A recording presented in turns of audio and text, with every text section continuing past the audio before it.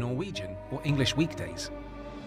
The rotating 12-hour bezel lets you keep track of another time zone, and the unique hands, indexes, and bezel numerals are equipped.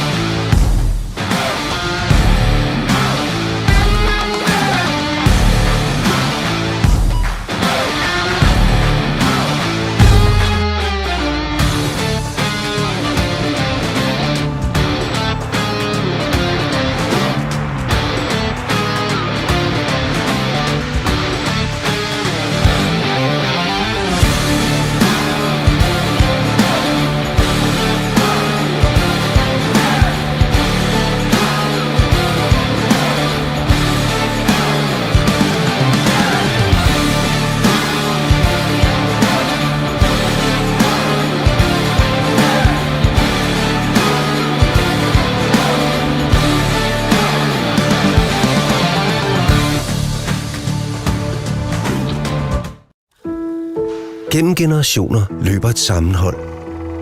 En kerne af kærlighed, der spreder sig som åre. Sådan er familiebånd. Og midt i det hele står køkkenet. Nordic Creation fra HTH. Massiv E, fingertappede detaljer. Ikke ligefrem skabt med kaos for øje. Men det er lige meget. For med hjertet i skuffen skal det hele nok gå. Se, det er køkkenkærlighed, der holder. From the makers of the world's smartest chessboards, introducing the first ever rollable e-chessboard. Exquisitely designed, in line with the highest professional chess standards. Make your game come alive with the most seamless, interactive playing experience there is. With one-tap smartphone connectivity, things get even more interesting. Missing a chess partner? Say no more. Play against the built-in adaptive AI. Connect and compete with millions around the world. Right here on your board. Level up with Victor, a first-of-its-kind personal chess coach. Learn, analyze, improve your game.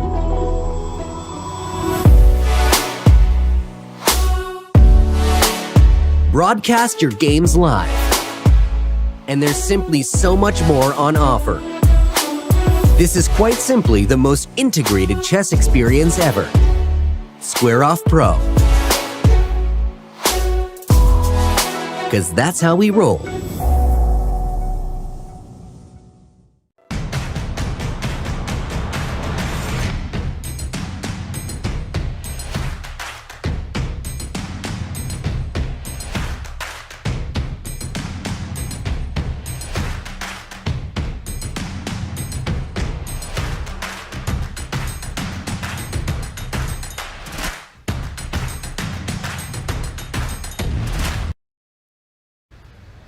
Hello and welcome to day 5 of Norway Chess. And today, for one day only, we will be showing just one game between Nepomniachtchi and not Carlsen, but it's the all-Russian duo of Sergei Karjakin. And the reason this is because this is actually a free day. And Nepomniachtchi, of course, he was delayed because of visa issues, and we are now hosting the postponed match today.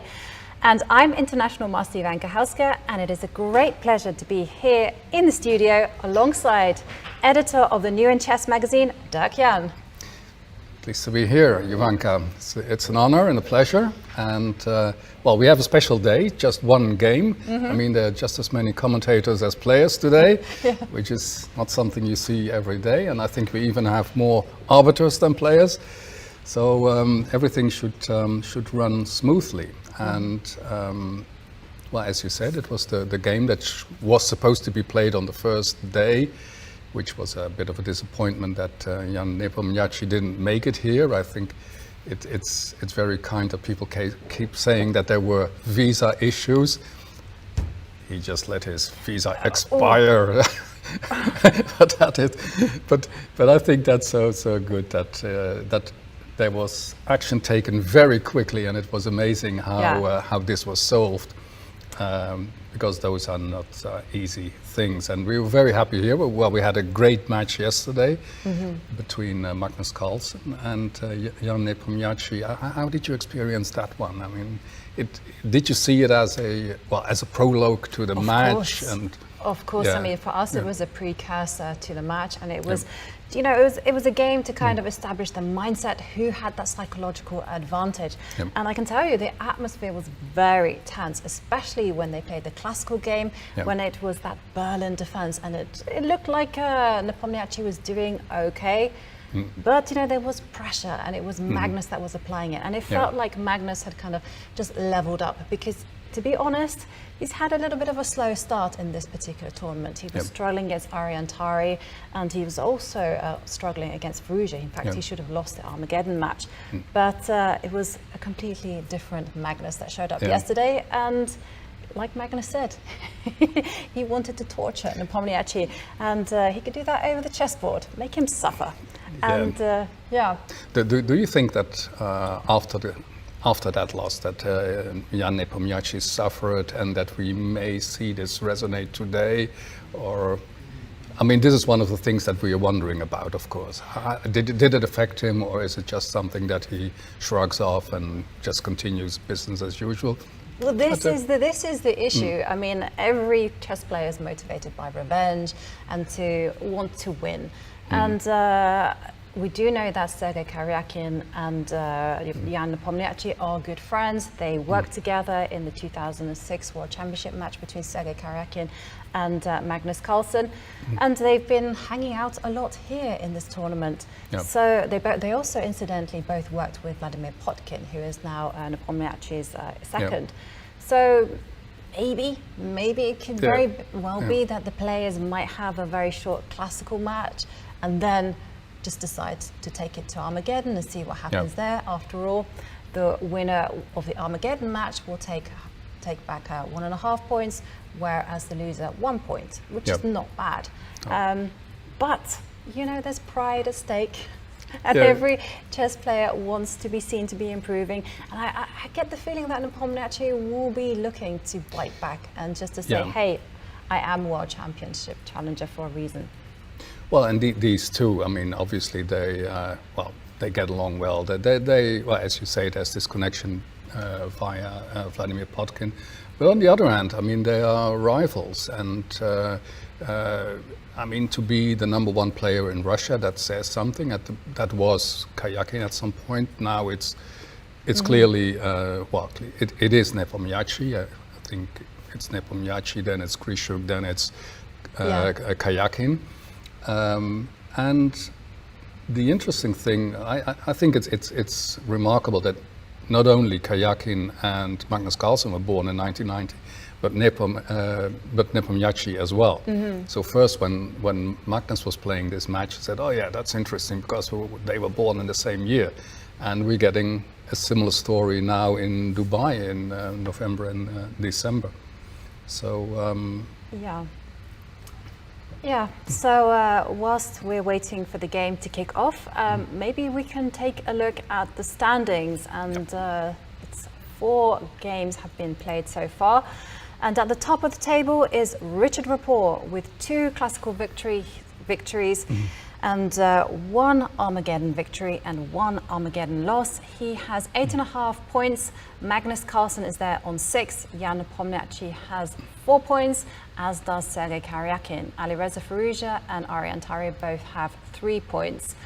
So maybe when we look at the standings, we think, well, Ian Nepomniachtchi and Sergei Karjakin, it's not just pride, it's not just establishing who is the strongest Russian player, but might be wanting to take the points, because after all, the format of the tournament, if we take a look at it, it's 3 points for the victory and 3 points for the victory and no points for a loss.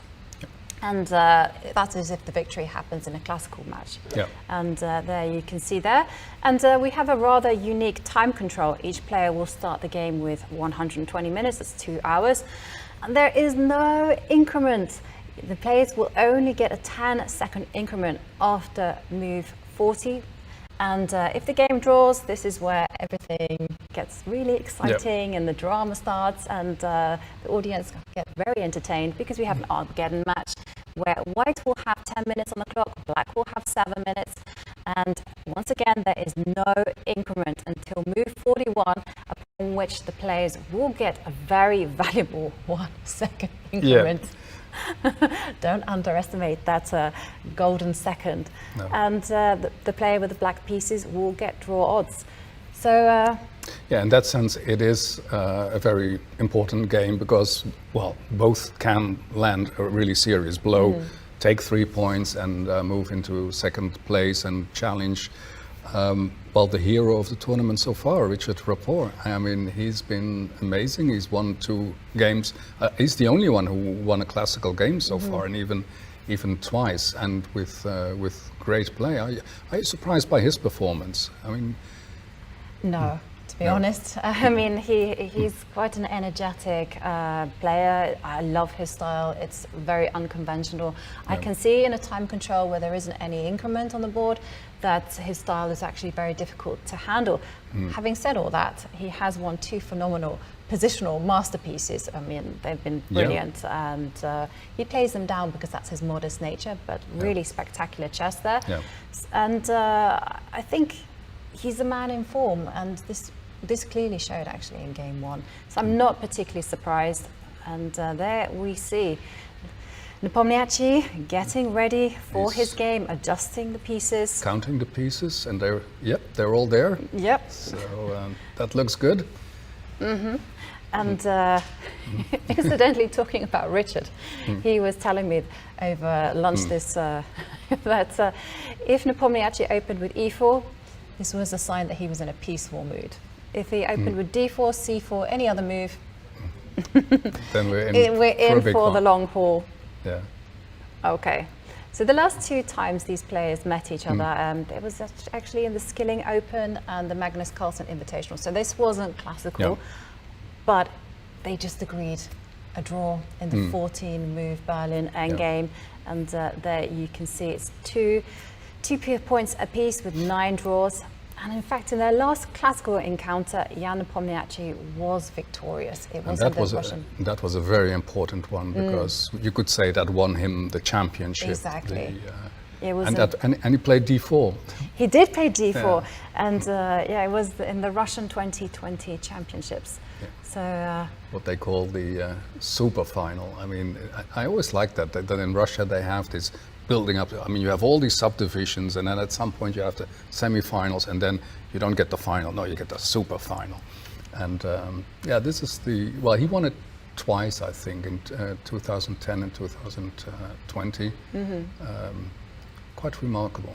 Ooh. He's drinking something from a thermos flask. I think he brings his own tea or his own magic potion. I've never actually noticed that before. I mean, do you happen to know what magical elixir he's drinking? I don't know. Well, sometimes with the Chinese players, you were wondering what kind of miracle drink they brought. But I don't know if it's just tea. I think for the Chinese, I heard that it was ginkgo. Ah, okay. Which is, this is, it gives you energy. Yes, and they also sometimes would rub this stuff. Tiger balm. Yeah, tiger balm. Tiger balm is fantastic. I'm a big fan. And it's becoming more and more mainstream here in the West. And Nepomniachtchi's smiling. We're waiting for Sergei Karjakin to arrive, and he is here. Fist pump, and let the games begin. threatened. The players are in a jovial mood, so maybe they just want to enjoy the rest of this free day. That's a difficult thing. I thought when Magnus and Nepomniachtchi yesterday, when they met, and you also had this big smile by Nepo, and then you're just wondering, is that, does it signify anything, or is it just means nothing, or should you get rid of that? He's your opponent in the World Championship, but of course they get along well, and they have a history of friendship. And when it comes to chess and smiling, and I think smiling is a good sign. It just means you're relaxed, and often when you're relaxed, this is what is needed to kind of be entirely objective over the board. You can appreciate that if you have a bad position, that's okay, you just defend. If you have a great position, enjoy. Just play it move by move, and well, you see it in many there sports. You go. The clock has been started. What are we expecting? E4. Oh, okay. Now we're expecting Sergei Karjakin to respond with E5. And he does. And the knight has come out to F3. Are we going to see knight C6? Yes, absolutely. And now this is the issue. The bishop last moment B5 he can or bishop surprise us. C4. Bishop B5. Okay. So if the players are feeling in a peaceful mood, the knight will come to F6. And now I'm expecting castles. So the Berlin draw that we're talking about, it has been played. So the Berlin draw that we're talking about, looks like it's happening. Knight takes pawn and D4, and now the knight will retreat to D6.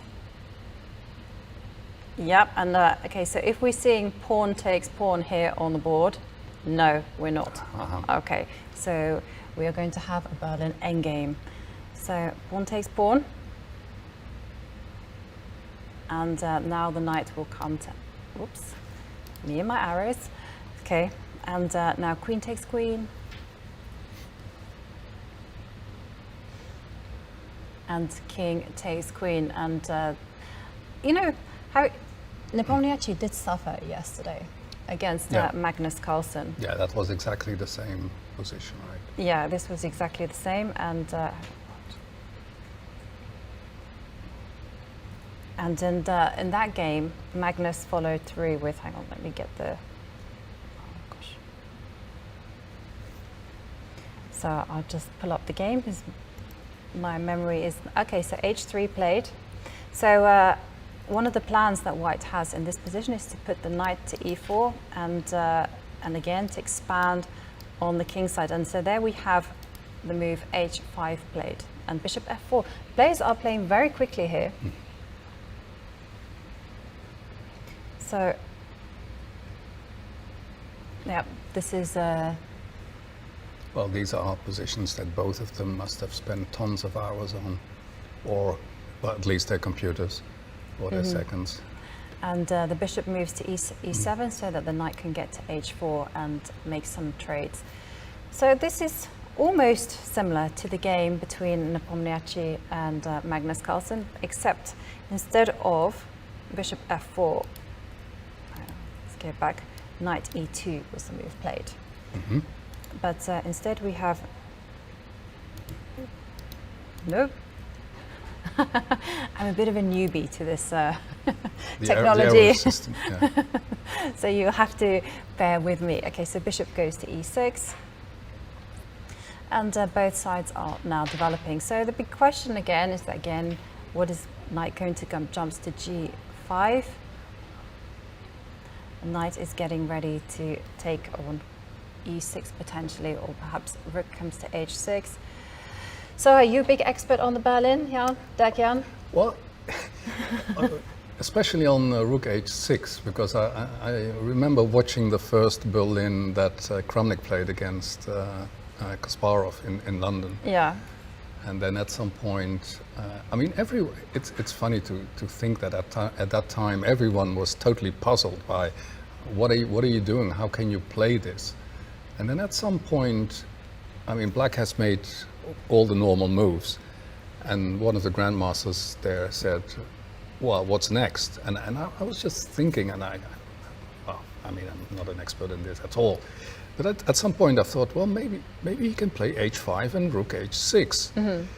And this grandmaster said, well, that doesn't look like a very good idea.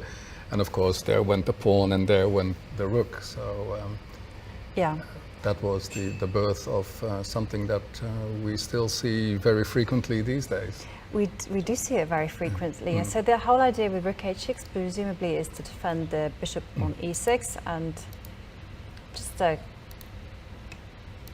connect the pieces. And will black be planning to exchange a set of rooks? Yes, on the board. And what next? Trade or not to trade? Yeah, these are all the subtleties that that they've been studying for so many hours, and it's afterwards is always fascinating to listen to them. What all these nuances, what they are. I must say that for me, all those differences, they are very. I cannot predict them or pinpoint them. So you're always wondering how they will explain them and how they will continue the game. It's yeah. Well, we have to find out what examples they are following. Yeah, we should do that, because I must admit, I'm a d4 player, so I'm not so well acquainted with all the plans of the Berlin, despite me having heard about it and seen lots of Grandmaster games. So rook comes to d8. So one thing that I do know is that White's plan is simply to push forward with the pawns on the king side, and again to just do it in a very controlled manner. And black in turn, once they've solidified the position, they survived the potential expansion, then it will be all about seizing as much space as possible with these pawns on the queen side. So we do have a trade of rooks. Get rid of those arrows. And now the big question is whether to capture with the king or the bishop. Does it make a big difference? Let's have a look. So if king takes rook, then doesn't look like this. Oh, there's a big problem. Oh no, it's okay. This isn't actually possible, because after knight takes, you simply go bishop takes rook, and then bishop takes rook, and black is absolutely fine. So king takes rook is possible, bishop takes rook, also good, but there's no need to do that. I would simply expect the players to play king takes rook. Is this the main idea? Yes. So rook takes rook. Rook so rook takes rook has been played. It has been played, yeah. Okay, yeah. Now there's a choice between those two. So both are fine. Actually, taking back with the bishop has been played more often. It's more often, okay.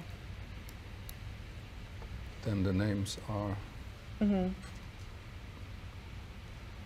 And how does white continue usually after that? I have to go back here. Imagine maybe knight moves itself to e4 and asks the question to this rook.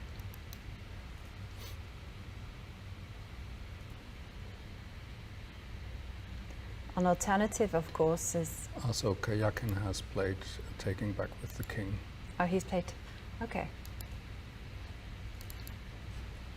Small details. For people that aren't so familiar with the Berlin, it's all hinging on those tiny, tiny things. So, okay. So now the big question is whether white can move the knight to e4. Maybe if they're feeling aggressive, let's play g4. Is this possible? Because this is the move that I would be attracted to, just seizing as much space as possible. And after pawn takes and knight coming to h4, seeing whether it's actually possible for white to maintain this pawn on g4. Maybe it is.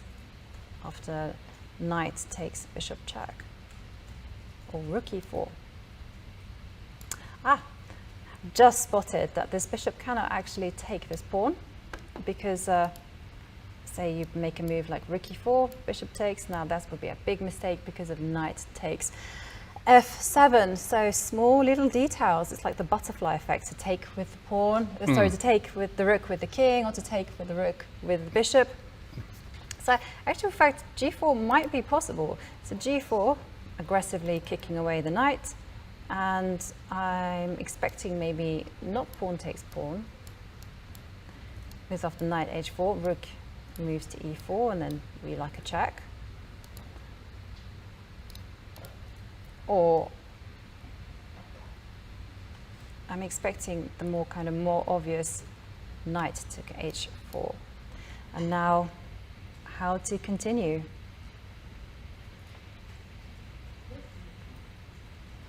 So what is the live game? The live game has stopped after king takes rook. Ah, okay. So there's a game Giri Rajabov, Oh, okay. where the knight takes on e6, then rook takes e6, and then a novelty was g4. Okay, so knight takes e6 is the main, is an idea, and after rook takes The e6, alternative. now this idea of g4. Yes, and the alternative was knight e4, which was played by Dominguez. And I have to ask you, what is the overall result of this line? This drawish, and let's say when there's a result, then it very much looks like the rating played a prominent part. Okay. So a lot of grandmaster draws, and have Nepomniachtchi and Karjakin actually played in these games before, into this line? right, let me see.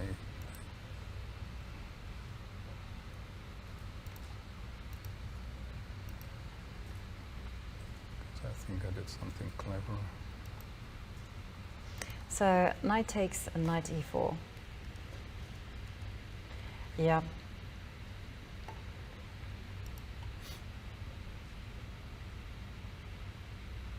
And he's still thinking, right? Yeah, he's still thinking.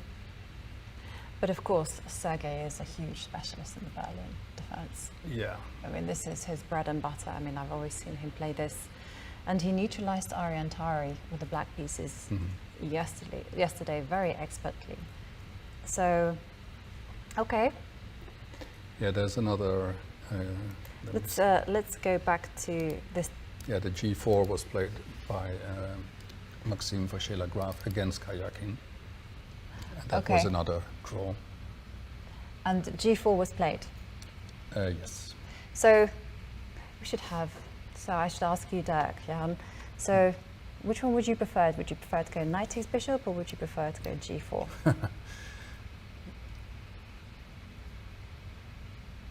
Yeah, that's the problem.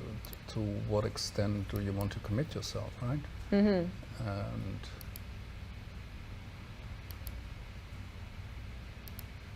it feels like g4 is slightly more risky. But is that a problem, or does it also offer better chances? So so he's played. Okay. He's played knight to e4. Okay, so that's any games? I don't think so. Knight e4.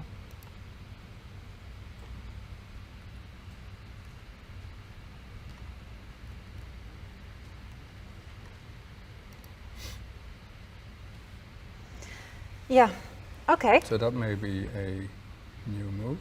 So it might be a new move, but okay, it's very much in the style, you know, white still has the option of playing knight takes bishop, also still has the option of playing g4.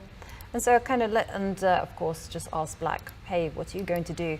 So if you were playing with the black pieces, I would be looking at maybe inspired by Nepomniachtchi's game yesterday, playing b6. Just taking away some squares. And is there any concrete threat? First of all, knight takes.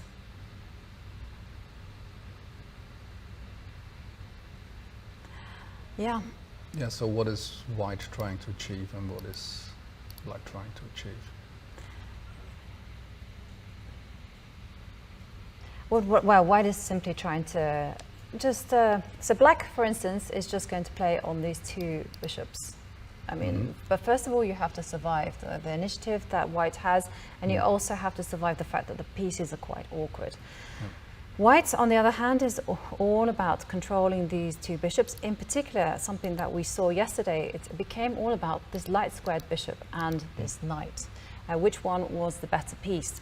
Yeah. And White tends to just push forward in a very controlled manner with g4 and h4.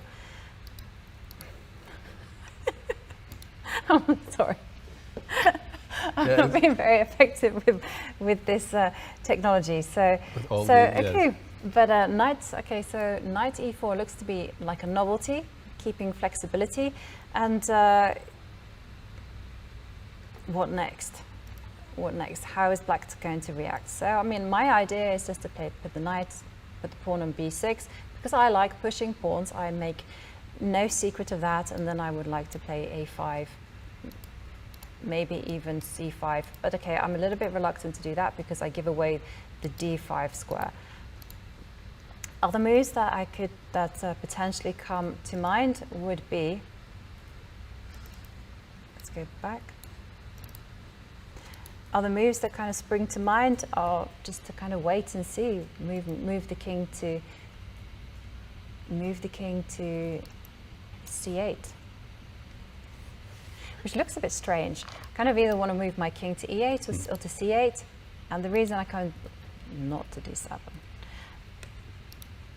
But the reason I want to do that is because again I want to put the pawn on b6 and just tuck my king away before I can think about moving the pawns forward and maximizing this bishop.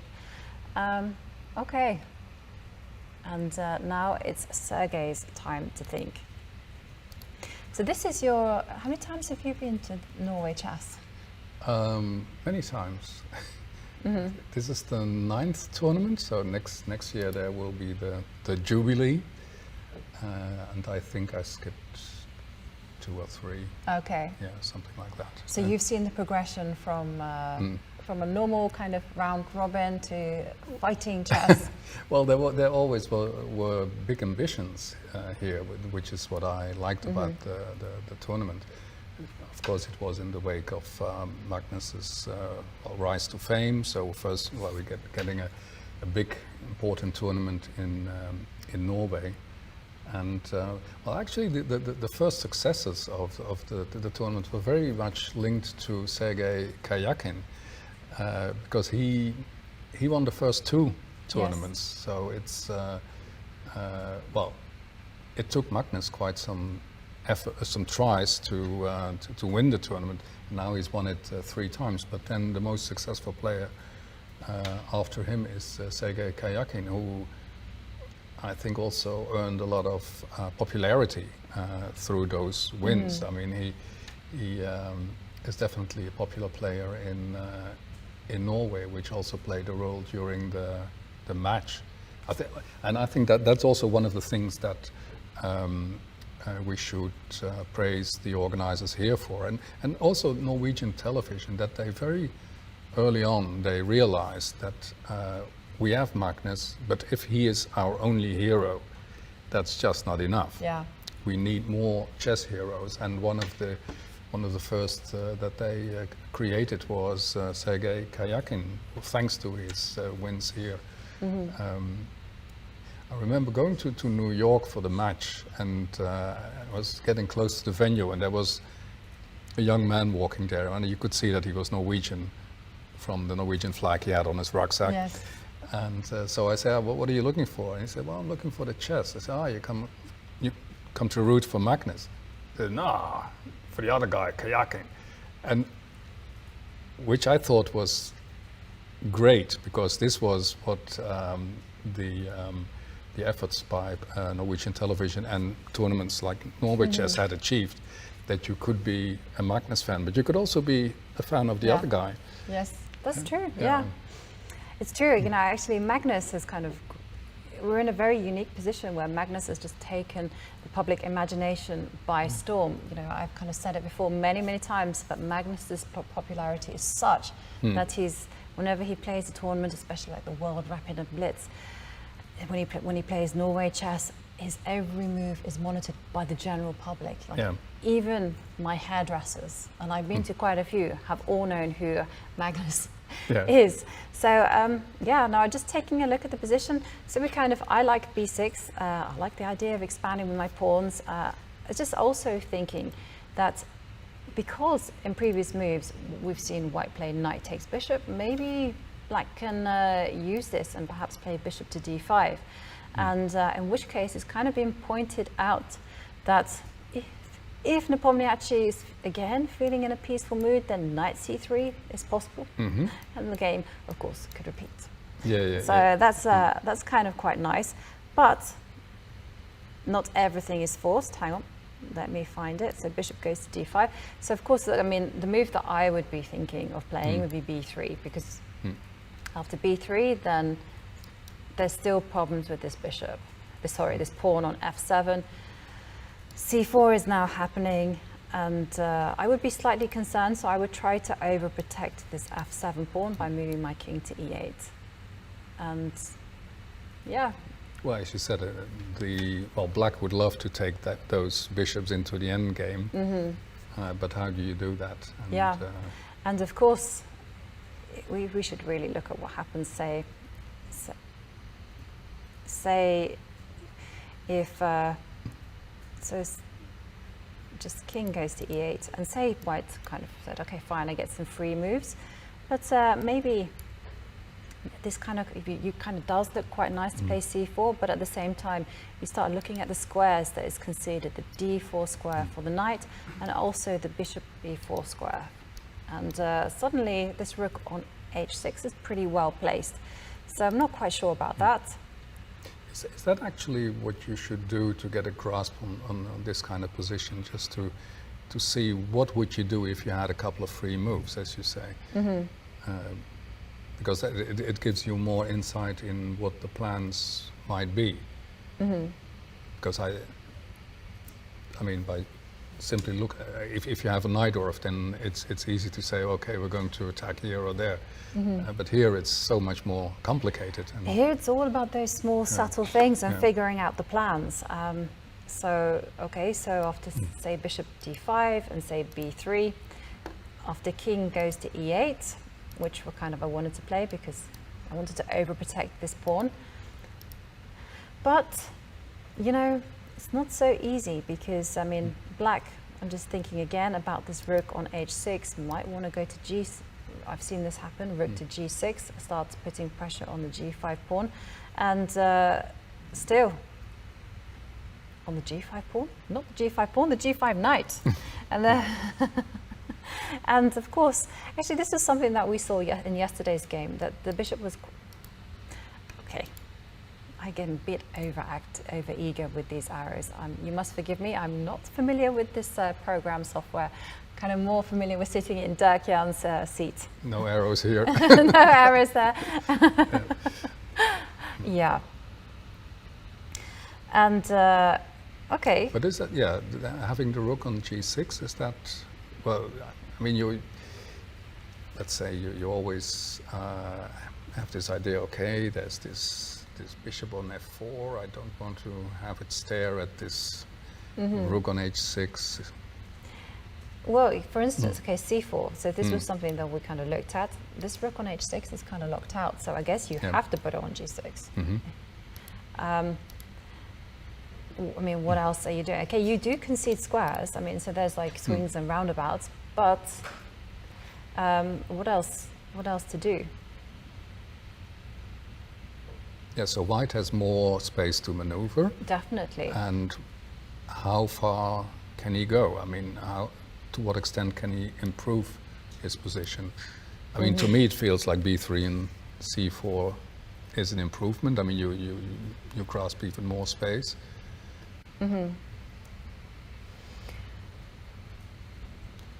Yeah. Well, Sergei is having a long think, and 15 minutes on the clock, and so he's just coming to, obviously he knows his position. I don't think he maybe knows his position, but he will be trying to think about what he does know in previous positions. So for instance, he will be thinking about, say, white was So White had played this, then after rook takes, then he would have been trying to think, okay, this is the situation here, this is Black's plan. Should he meet, you know, and what he's trying to do now here, oh, whoops. What he's trying to do after this move is just trying to say, okay, so what kind of ideas does Black play if White were to play knight takes bishop, and just hold them in reserve. But I mean, definitely there's a consequence, and I think the bishop will move, or might see a king move to e8. Just a very sensible chess. But it's definitely interesting to see two of these heavyweights. I mean, in fact, give their opinion on these positions. Because I was thinking this morning that, I mean, they've both had, well, they're still very young, 31, both of them, but they've already had such rich careers, and we know that whatever happens in the next World Championship cycle, they will both be there. I mean, Jan will either be world champion or he will be the loser of the match, but then he will go to the candidates anyway. And Geuzendam has qualified for the candidates, so which I thought was an extraordinary achievement. I mean, that you play a world championship match and you lose it after a great fight, and then still to have this motivation to come back again. So I'm just being told that, say, there's like a nasty positional threat that we actually have to look at. So say Black plays c5, normal move. White actually has the possibility of playing. Now, Dirk Jan, I'm going to put you on the spot. Can you see White's positional idea? So he plays c5. Yeah. And there is an idea that didn't even occur to me, but you can actually play at some stage like knight to f6. Oh wow! Yeah. So let's have a look at that, because I haven't thought about that kind of thing. I was just obsessed with g4, pawn takes pawn. The knight will come to the knight will come to h4, and then I guess you want to cover this square just in case. Always. Yeah. In this opening, everything is just in case. Oh, but okay, again, bishop takes g4. We have to remind ourselves it's not a threat because of knight takes f2. And, okay, get rid of that. And, yeah, knight f6. Let's have a look. How does that work out? So after the move, knight f6. And, okay, so what happens if... Oh, what? Is this what happened? Yeah.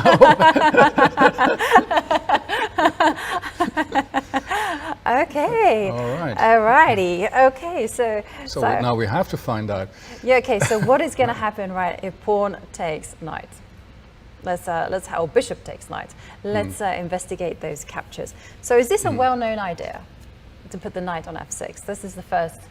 So maybe we probably must assume that they know about it. Yes. Yeah. So they probably know that it won't come as a bolt from the blue to Geuzendam. But you know, pawn takes knight. Okay. So what happens next? So now we go knight takes. Yep. Knight. Sorry, flies. Just hovering around in the studio. So knight takes pawn, and pawn takes bishop. Pawn takes knight. Bishop takes rook. Knight takes. Ooh.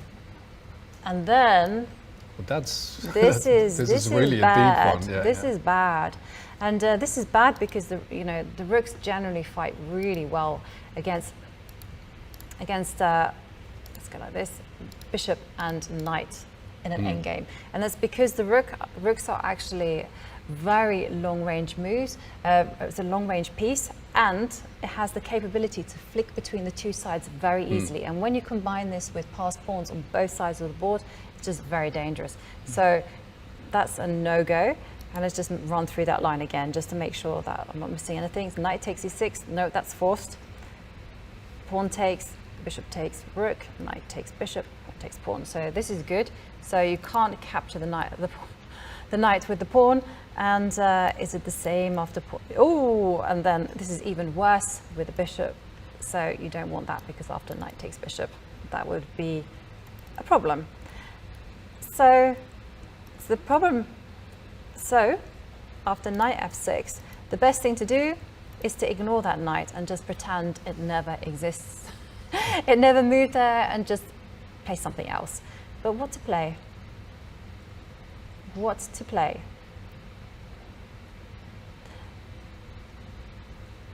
So what happens if you were to play? So, okay, knight takes bishop, still a threat. So you need to do something, either move the rook or move this bishop out of the way. So what happens if you, well, if you move this bishop out of the way, then what is going to be the answer after b3? Then you can capture the knight. I forgot that the knight on f6 is on prise. So then that's the point to there. So then you can't go b3, but then you can actually check consequences. And now this knight can go on a bit of a merry adventure, right? You can go to knight to g8, attacking the I was wondering about how dangerous it is. When do you see a knight on the black knight starting square? Yeah.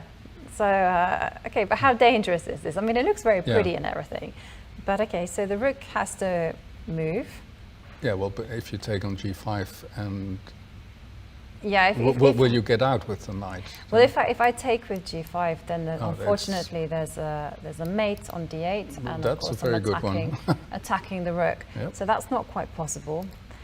So instead let's not take that knight, and instead you need to move the rook. Now, moving backwards is just passive. You don't really want to be doing that. You want to maximize the rook. You put it on the third, the sixth row for a reason, and I'm guessing that you need to move it. Now, the choices are quite limited, and you have to be quite systematic about everything. I mean, on g6, considering that knight takes bishop might be the next move, you kind of don't want to put it on g6, because I don't feel the rook is doing anything there. So the rook needs to obviously c6. This looks awful. Okay, so let's try to go rook a6, try and gang up on this pawn, and then b3, and then after here.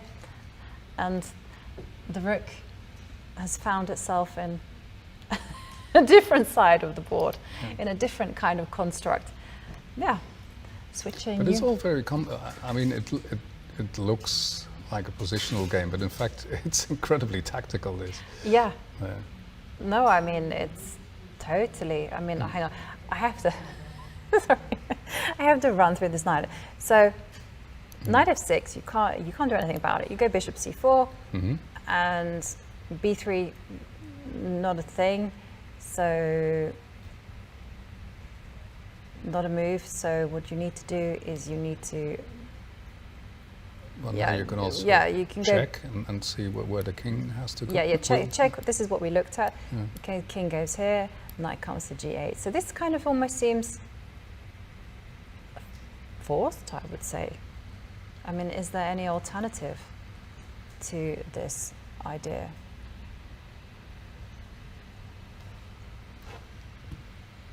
And now the question is if Karjakin is trying to remember what he analyzed, or if this is a new situation for him. No, this looks like it's forced. So you mean that probably he is trying to recall what he looked at at some point? I think we've kind of gone out of the old comparison, recalling. I think that we're on new ground here, and what Black has to do is find the only move. Is this the only move? I mean, is bishop c4 the only move to kind of? I mean, what is? No, because I mean, this bishop is attacking the rook. Next move is going to be knight takes. Knight takes bishop. So, no, unfortunately, bishop c4 forced. Rook to d1, king to c8, knight to g8. I mean, what other thing to do? And why not?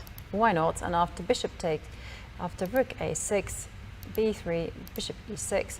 And now again, let's have a look at this kind of position, which we're expecting to happen actually on the board. What's going to happen if, first of all, the moves that you don't want to be making, I'm not that keen on moves like a4, because after a4 looks great, it looks like it's looking at the rook, but unfortunately after c4, it looks awful.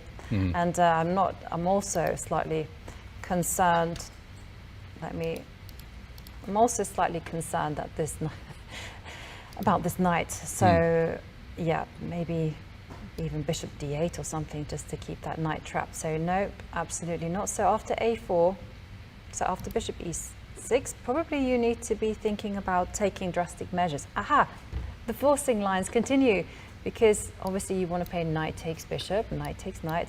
So instead, you have to work out g4. Okay. Let's throw in this one just for fun. And now how to meet this? I guess you have to go bishop takes knight, and after pawn takes here. Gosh. And now I guess you can't, you have to stay, unfortunately, you have to stay on this diagonal. Yeah. Sorry. Because if you go bishop takes bishop, that would be a mistake, because of knight to e7 check and then rook to d8. And that would be checkmate. That would be kind of unpleasant. So, yep, you got to stay on that diagonal, and it takes f5. So you need to move the bishop away. Where to move the bishop? Let's say kind of don't want to be putting it there. I mean, is there something even wrong with that? f6. Yeah, f6. Yeah. Yep, you don't want to be position. you don't want to be putting it there. So again, you need to keep the contact on the e7 square. So that means, okay, only move. There you go.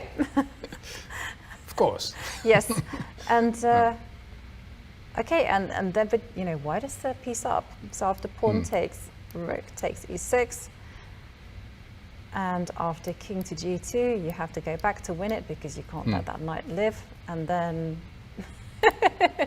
how many moves are we looking ahead now? Yeah.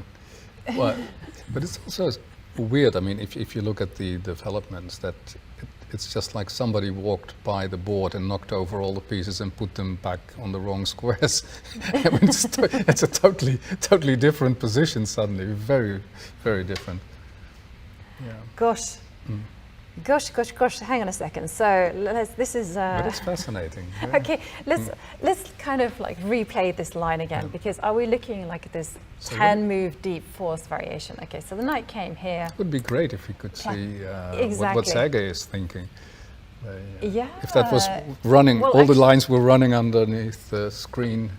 Well, actually, if we had if the players decide to use the confessional move, maybe we can find out what Jan is actually thinking. Yeah. Knight f6, drop the mic, and then okay. So we went through this kind of very long line with bishop c4, and it looked like it was this whole labyrinth of variations, but it turned out to be this long forcing line that at the end of it, maybe equal. Yeah, maybe. Maybe. Okay, so is there any other move in this position? No, it doesn't look like. You have to move the bishop.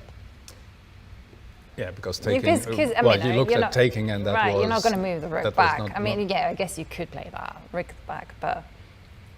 Yes, and taking the knight is But then simply that's not good, right? Yeah, I mean, you've allowed this beautiful move in for free, and then after that, you probably got knight takes e6. I don't know. That looks just blah. You don't want that. So the most active, but this is, might be really difficult to spot, because, we have that kind of idea in chess. Long line, long think, wrong think, long line, wrong line. Well, there are all kinds of side alleys. So it's, right. Okay. So let's have It's a. not a straight line. This line. Well, it might be. It might be straight as an arrow. Like rook to d1 check. Yes, but so Why many not? moments to go wrong. Yes. Okay. So let's run through the pitfalls. So king goes to c8, forced. This looks like the most forcing move after all. Attacks the rook and the knight. Definitely well. There's an awful number of threats, and it looks very. Yeah, looks like looks something like you want to play. Okay, so let's.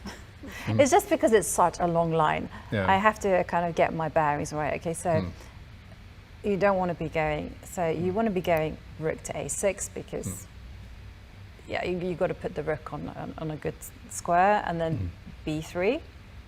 After all, the bishop must maintain contact with the f7 pawn, and bishop e6 looks good.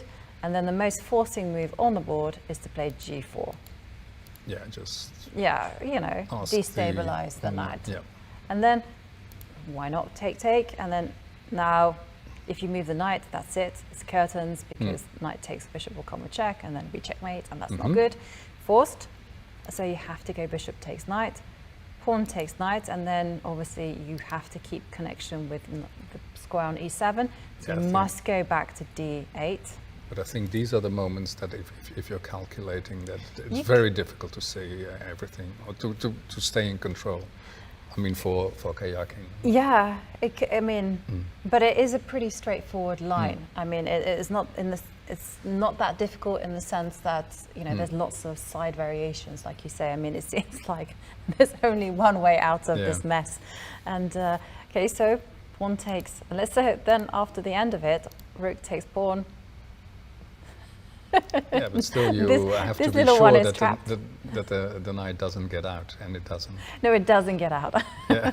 That's one of the disadvantages of placing a white knight on g8. Yeah. Okay. And I mean, so that's where there's always a black knight there. Yeah. Okay. And you obviously don't want to put that knight. You don't want to rush with it. You want the rook to the black rook to go passive. So then after king to g2. Rook e8, and now we started on move 17. We're now, this is why chess is so complicated. Yeah. And then after here, just to kind of, after knight h6, we kind of stopped here because it was getting a bit mind-boggling. But so next time they ask you, Jovanka, how many moves do you calculate? Do you see ahead? Yeah. Next time, you know, they ask me that, the general public, I'm going to say, well, you know, I see everything. Yeah. You should have seen me. But I don't do opening theory. No.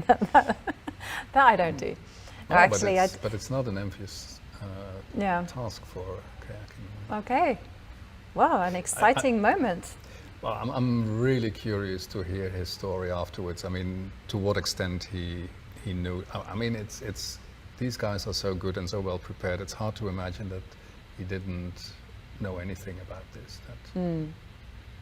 Or are we just attributing superhuman powers to them all the time? Well, maybe with reason.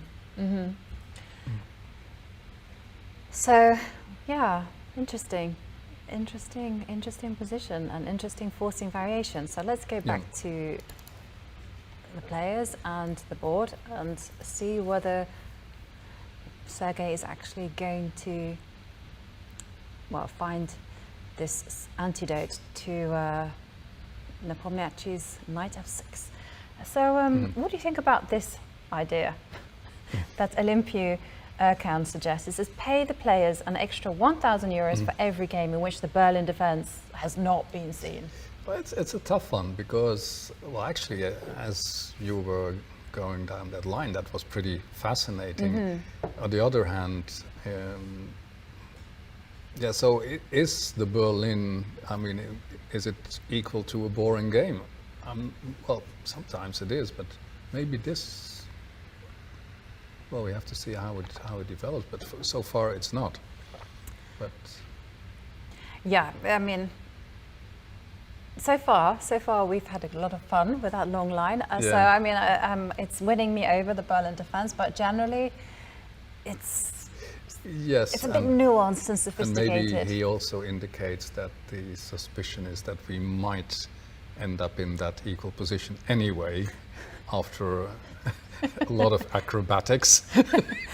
But you know, chess is a theoretical draw. Yeah. So, yeah, hard to say. I mean, I must say my heart doesn't leap if I see a game start with the Berlin, but sometimes I mean, we've also seen end game achievements in the Berlin that were pretty impressive, and I think for sure if you're talking about, well, let's say amateur players, then chances that it will become a pretty tedious game are bigger than if you play a Sicilian or a King's Indian. But you know something, I have a theory when it comes to amateur players. That's I think most of them are very good at attack. They're just not very good at it's just defense is a problem, and also positional measures, because everyone doesn't like to study it. They don't like to study it. They don't like to. They think it's boring, and so But attack, that's something that everyone enjoys.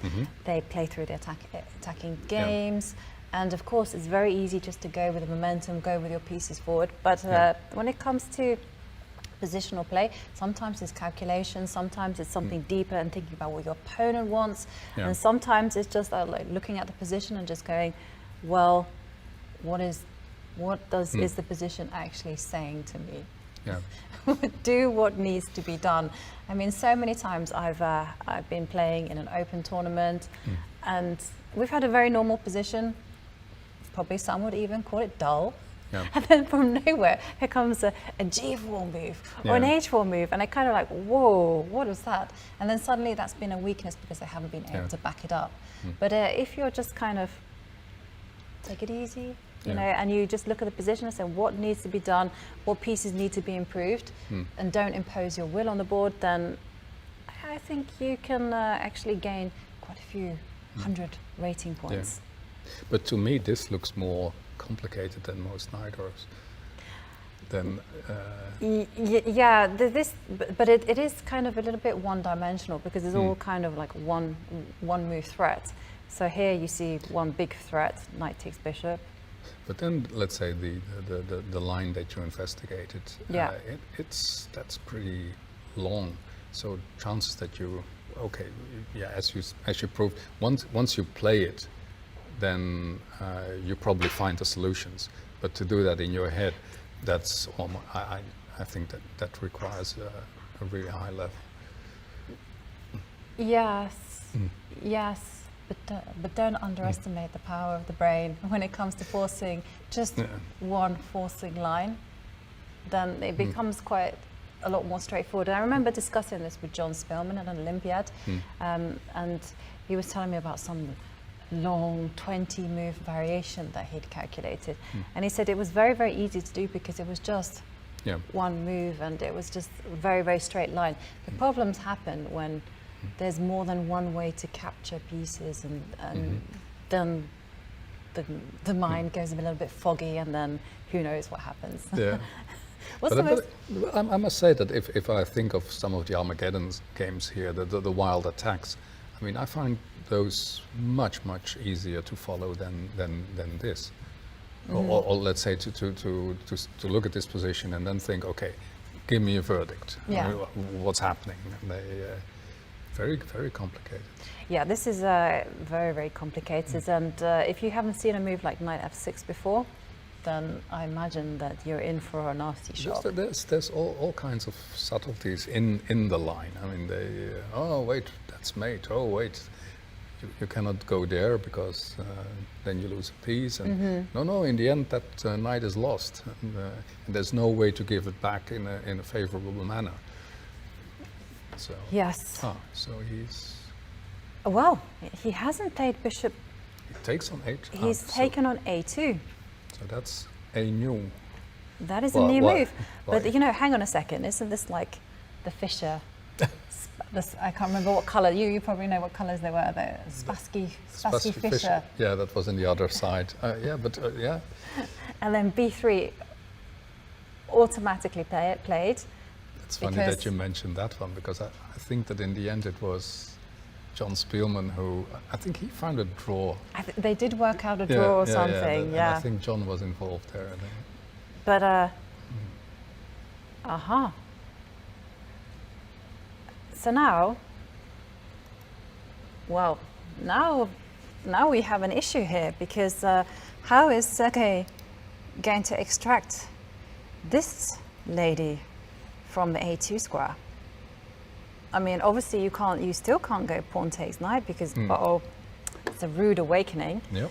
And the knight, the rook is on prise on a6, h6. I'm also really bad at my coordinates. Haha. Yeah, this is very remarkable, this decision. Okay, so let's have a look. Let's have a look. How can black get rid of this? Well, not save this bishop. Okay, so he's banking on a move like. I mean, Jovanka, this is one that I can see one move deep. You take on a2, I play b3, and now what? What's the plan? I don't know. Okay, or maybe his plan is Maybe his plan is rook takes knight. Hang on, this is all a bit mysterious for me. Okay, so if you move the rook, I think if you move the rook to g6 and then the knight comes to f7, the king has to go here. How on earth? Hang on a second. How on earth will I not have a headache at the end of the day? Okay, no, that doesn't work. Okay, so let's have so rook g6 is not good. Knight takes f7 is the huge threat. In any case, he has played b3. So. Oh, he has. Yeah, immediately. Yes. I mean, yes. that didn't. Yeah. We all saw that. Yeah. He knows his basket fisher. Yeah. If you grab that kind of pawn, we're going to trap the bishop. Okay. So, okay. What is the idea? Is his idea simply to go c4? I mean, because I'm thinking that the idea is to go c4 or so, and try to. Yeah, you want to break up something. Then. Yeah, you want to break up something there, but can you?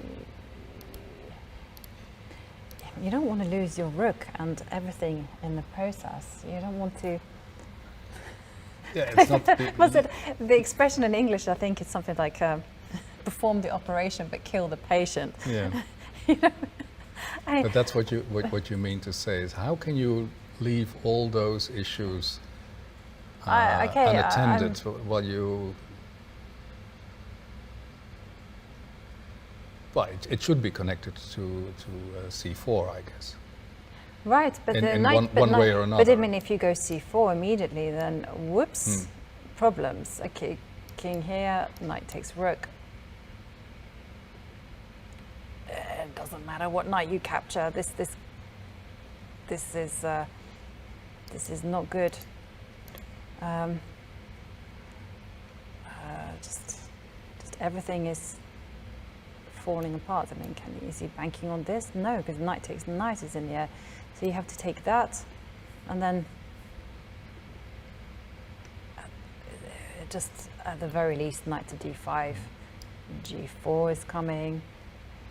It's disaster. You can't allow that. And if you move the rook to, so not there. So if you move the rook to g6, knight takes f7 check. King goes to c8. And the move that I'm thinking about is I kind of also want to play knight h8. You've lost your faith in the knight g8. Knight g8, yeah, and I wanted to attack the rook. Simple chess. Because then this forces this, but how is this? But here, let's say, what white wants to achieve is to have a situation where he can simply play rook a1, and that was the end of the bishop. So black is in a hurry. Yeah. That. But the big problem is that when we take a look at this position, Black has two urgent missions. You know, first of all to save this guy, which I don't even think that is the immediate mission. The first mission is actually to deal with knight takes f7 check. Yeah, and because then the diagonal has been interrupted by exactly a3. Exactly. So you have to deal with that. Unfortunately, you know, you have no in time. fact, we're looking at taking on a2 and b3, and Black creating 2 additional problems for himself. Yeah. And what has he as compensation, or what is there for him? What is there for him? I don't see what there's. I don't see. I just don't see it. Well, you would think, okay, maybe he Well, you can't can take the knight at some point, but not now. Maybe the idea is to kind of like. But I mean, does this make a difference if you go here? Okay, because you can't defend this pawn on f7. The knight takes f7 because why not? After rook takes knight is his idea. Pawn takes. Bishop takes, and then he's trying to say, hey, I have some pawns to offset this. Well, and you cannot go to a1 for the moment. No, I can't go to a1 and trap the. But and that trap diagonal can this. easily be interrupted by the knight or the bishop. Yep. I mean, this is the kind of move that I would be thinking about playing. But okay, you'd have to think about c4. So the move that you'd have to calculate, always calculate the checks, the captures, and the attacks. Ba-bam, so you'd have to capture them. And this is also quite standard in the Berlin. So pawn takes, knight has to move, knight will move this way. And now what?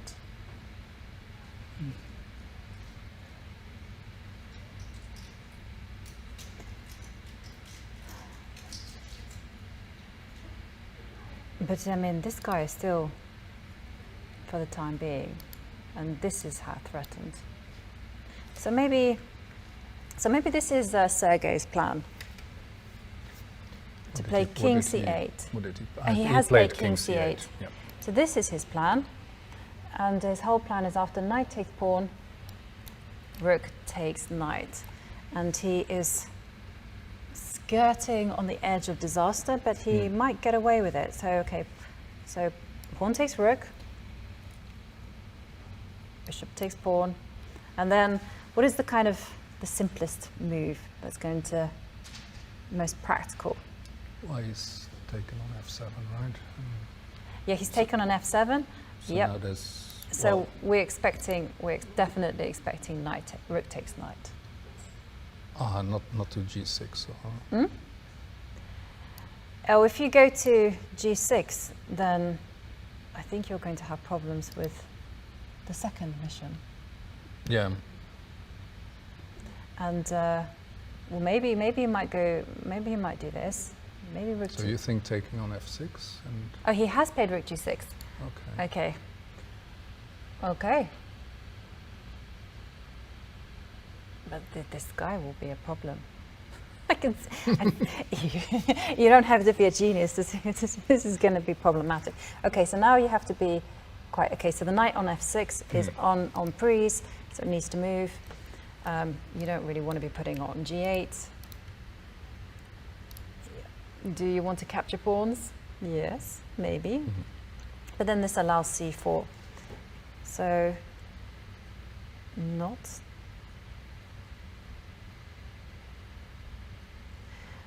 Okay, so if you move the knight back to d5, and then the c4 comes on the board. Well, you don't have g4 now, which well, at least that's something, but No.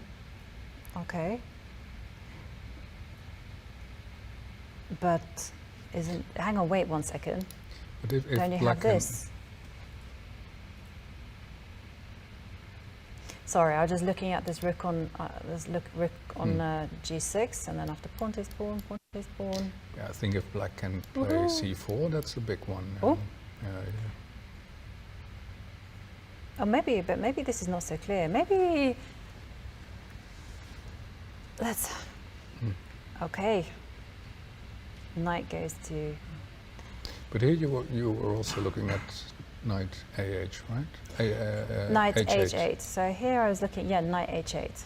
Another attacking move. Yes, I forgot about that. Okay, knight H8, and now you have to go here, and now pawn takes, and now here, and now here I wanted just to go here. Bishop E5, killed game. And now, is this going to be? That looks nice. It looks nice, doesn't it? The knight comes here. But it's, but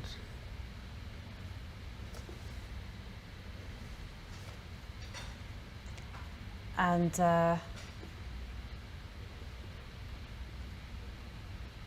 bishop takes, bishop, pawn takes. It's a race. No, you're not rescuing this. Hang on, you can just go here, here. Okay, one.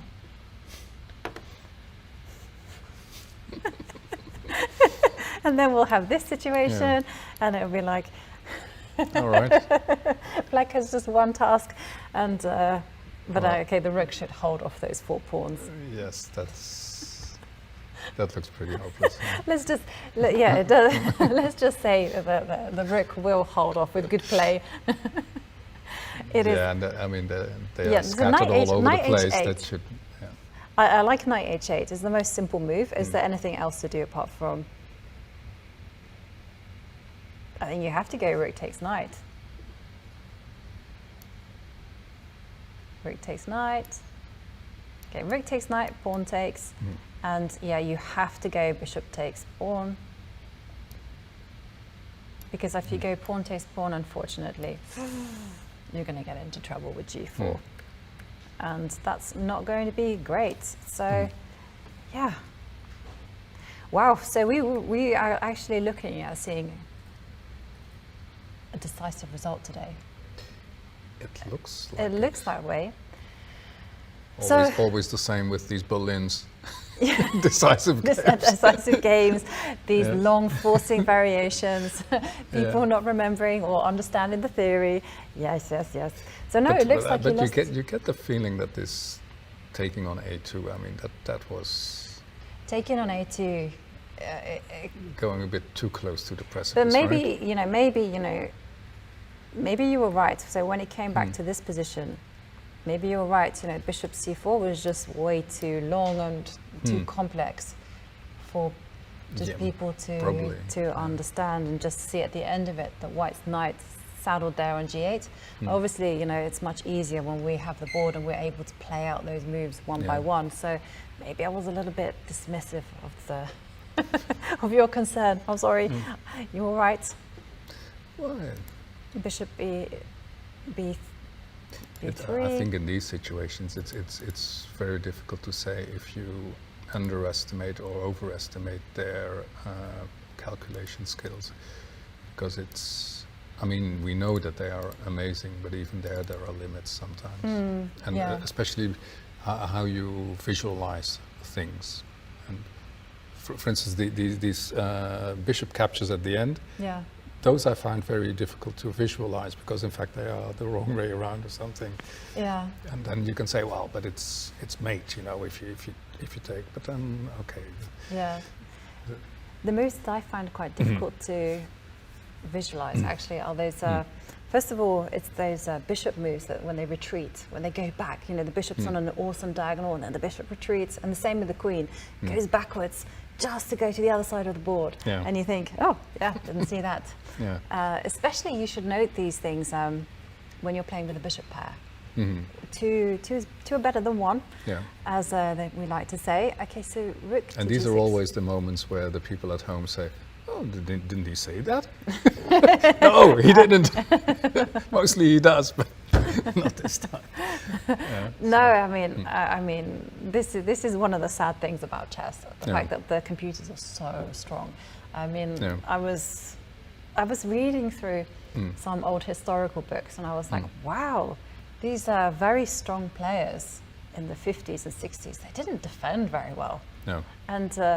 And when they analyze, they didn't analyze. But everyone admired them, and everyone was like, wow, this is amazing. And it's like the standard has increased so much. Yeah, no, that's definitely true. But it also, well, we lost something that you had these month-long discussions about it. On the board. On the board, we are. The crystal ball is out, and we are predicting some of the moves. But I think knight h8 was the simplest, and now after bishop e5, I think is the most human move. Bishop e5, because otherwise, if black gets to play knight to d4 or even maybe c4, then it becomes a little bit messy. So you have to think of some new chess aphorism, like knight in the corner, and then something. When I was doing when we were doing the Champions Chess Tour, knight, they did think of knight in the corner. But I can't remember what it is because but they did come up with some great because I was going knight on the edge, fall off the hedge, knight on the rim, dim. Yeah, we have lots of cool chess expressions. Yeah. Do you have any in Dutch? Yes, I think many of them, they come from the classics, but we have certain ones, but many of them are translations. Okay. Or just, very colloquial ones that any club player can think of. Okay. What's your favorite chess expression? That's a good one. You've already put me on the spot there. Favorite chess expression? My favorite one, I have to say, I got it from David Howell, is a knight is a king's best friend. Okay. And when you think about it, actually, you really save nice. a lot of games. We noticed this as a recurring pattern on the tour. Yeah. If a player had a knight beside their king, it was difficult to checkmate. So Shakespearean. I know. Yeah. No, you won't find us quoting Shakespeare on the tour. Oh. Not yet. Not yet. Except on maybe to take, kind of like paraphrasing, to be or not to be, to take or not to take. That is the question. That's definitely a good one. Yeah. Yeah. So, okay. So what does this boil down to? The position that we got now. Well, bishop takes. Well, I'm kind of fixated by this bishop move. I don't see any other good alternative. I feel that this is the kind of move you really want to be playing, just to ask questions to the bishop. Of course, bishop takes bishop isn't really possible because, whoops, the knight and the rook are under attack, so that's not going to be helping matters. And might be the only move. And if I'm just looking at trying to get out this guy. And after bishop takes bishop, pawn takes bishop, I guess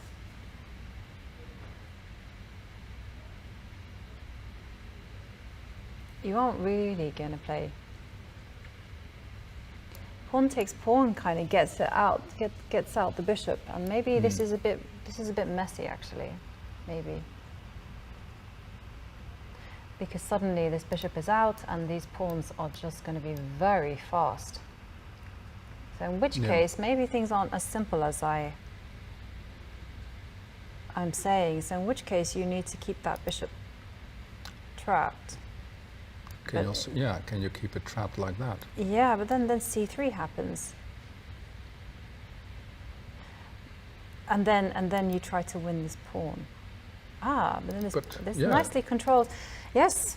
Okay. So, but if you go to a1 anyway, and if you go to if you go to a1, I kind of, you could. But then this is. That's not it. That's not a good plan. No, maybe not. Okay.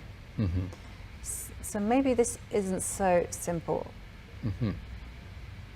But here I've noticed that what I want to do is I kind of want to initiate the race because everything is quite nicely centered here. And how to do that. So Because knight to d4 is coming, followed by knight takes c2. Maybe it's not so easy. I'm sure the computer will have some ideas as to how to... Bishop e5. Okay, so if bishop e5 isn't so easy, I mean, what else to do? Well, it looks so logical, doesn't it? It does look, I know, it looks block the bishop, and but this is the move. This is the move that's kind of worrying for me.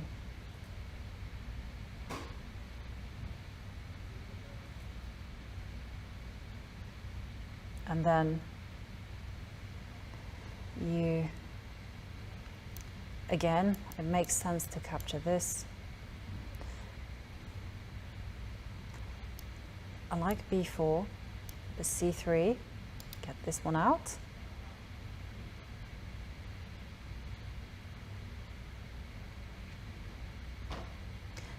And knight to d4 is in the air, so what's the answer to that? If you have a good answer to that, then everything is fine. I get the idea that black has a lot of activity suddenly, and white is not really nicely coordinated in any manner. Yeah. Yeah. So this white has to have an answer to this move. But what is the answer? So I mean, rook. So what's the plan of the knight in the corner? Oh, you want to get it out? Yeah, we can get that out. But then, what's the future of it after you come to knight to d4? We can figure. Maybe we can figure this out. Well, maybe. Maybe. Well, this is probably not what you want, right? Suddenly those knight and the bishop. Wait 1 second. It could be this. The king comes here, and you go. Ta-da! That was the problem. That was the troublesome piece, and gone. Okay, hang on. And then if you come here, well, unfortunately, my friend, there is back rank issues. After knight takes knight, rook goes to e8. Yeah, but you.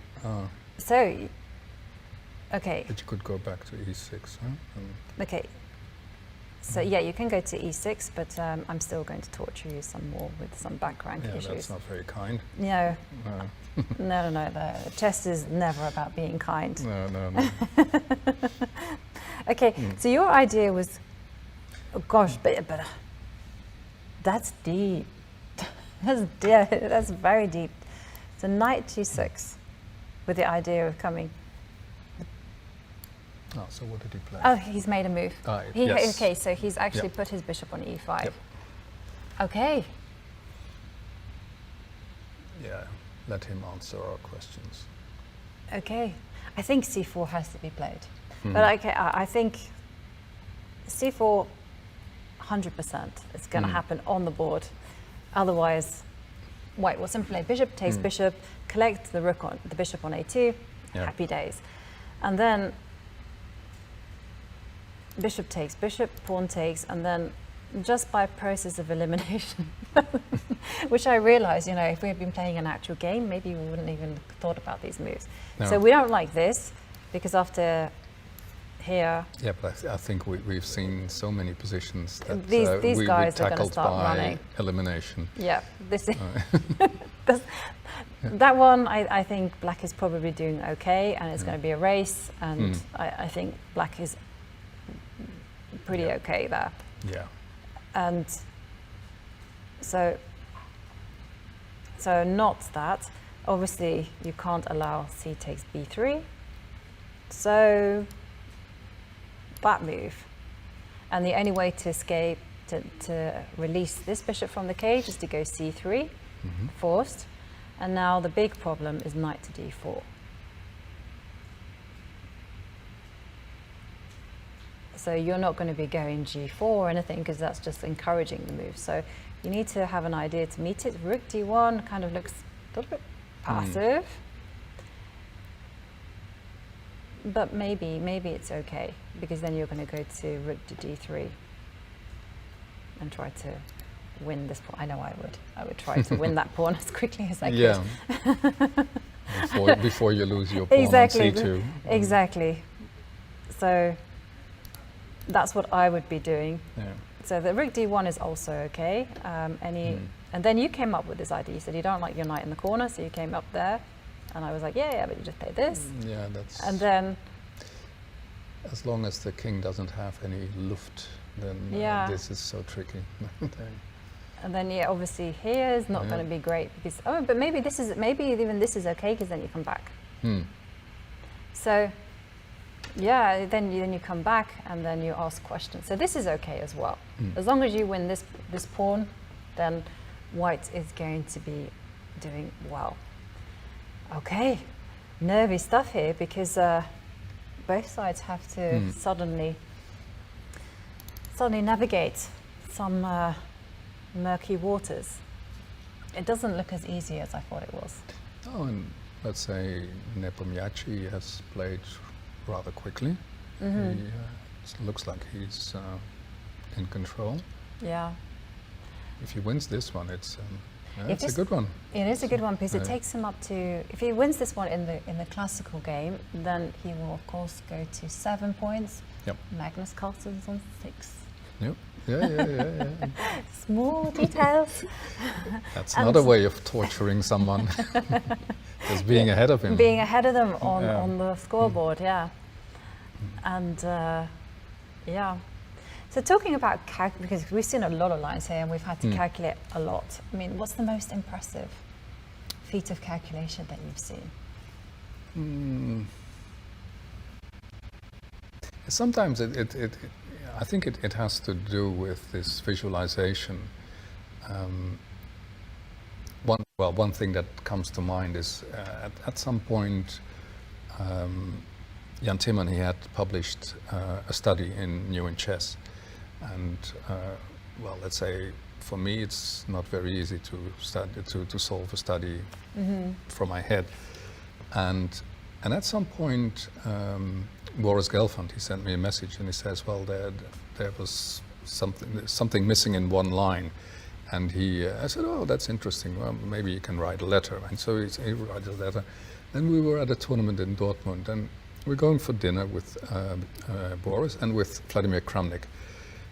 And at some point, Gelfand says, did you get the letter? I say, yeah. And Vladimir says, what was the letter about? I said, no, it's about a study. Like, I think it's totally irrelevant to even tell. He says, yeah, but what? And then Boris, of course, understands that how good Vladimir is. And he says, well, it was this position. And he gives the position. And he's walking in the street and he says, Queen B1.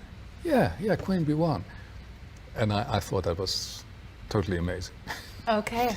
I mean, it was not only that he solved it, but he spotted the slight mistake that there was there. And that's impressive. Yeah.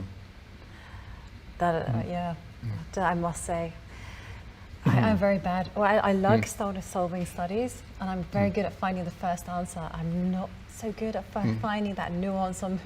But some of them are so incredibly deep. The defensive nuance. There's always, I find the right answer, I find the right idea, and then I'm like, yep, got it. And then they're like, yes, this is the move. Oh, okay. Wait 1 second, we have some moves because bishop takes bishop has been played. And okay. Well, I was so sure of myself. The c4 was going to be the only move played, but okay, here we have knight to d4.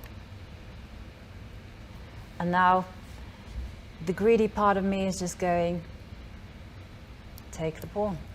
Snap the pawn, why not? Yeah, let's go. Okay, so presumably b6. And then just attack the knight. But then you go c5. Can you go c5? Or? Yes, you can go c5. And the idea remains. Then I might have trapped my own rook. Yeah, it's a very funny situation, isn't it? I might have trapped my own rook, but okay, Oh, it's but- all in a good cause. Okay, so Okay, but how? This is a very funny situation. I mean, so what can White do? I mean, so the plan is simply to go bishop b1 and pick up the pawn and pick up the other one? yes, it's that easy. Yeah, maybe. Something else? But if you go there, then maybe I can go rook a4 actually. Okay. So, Okay, and then I'm just, so you go bishop here, and then yeah, but there will be some other I'm thinking casualties as well. thinking you go c3, Yeah. and then And then okay, the other one a7 and then of course rook a7 is hanging, and I've managed to keep my pawns intact, and of course White's superior. this should be better for Yeah, White. pawn, Right? exactly. White's Yeah. pawn advantage on this side. I understand David now with the arrows, so should be supreme here. So, yeah, and if c3, then okay, knight here, but then you would come in with the king.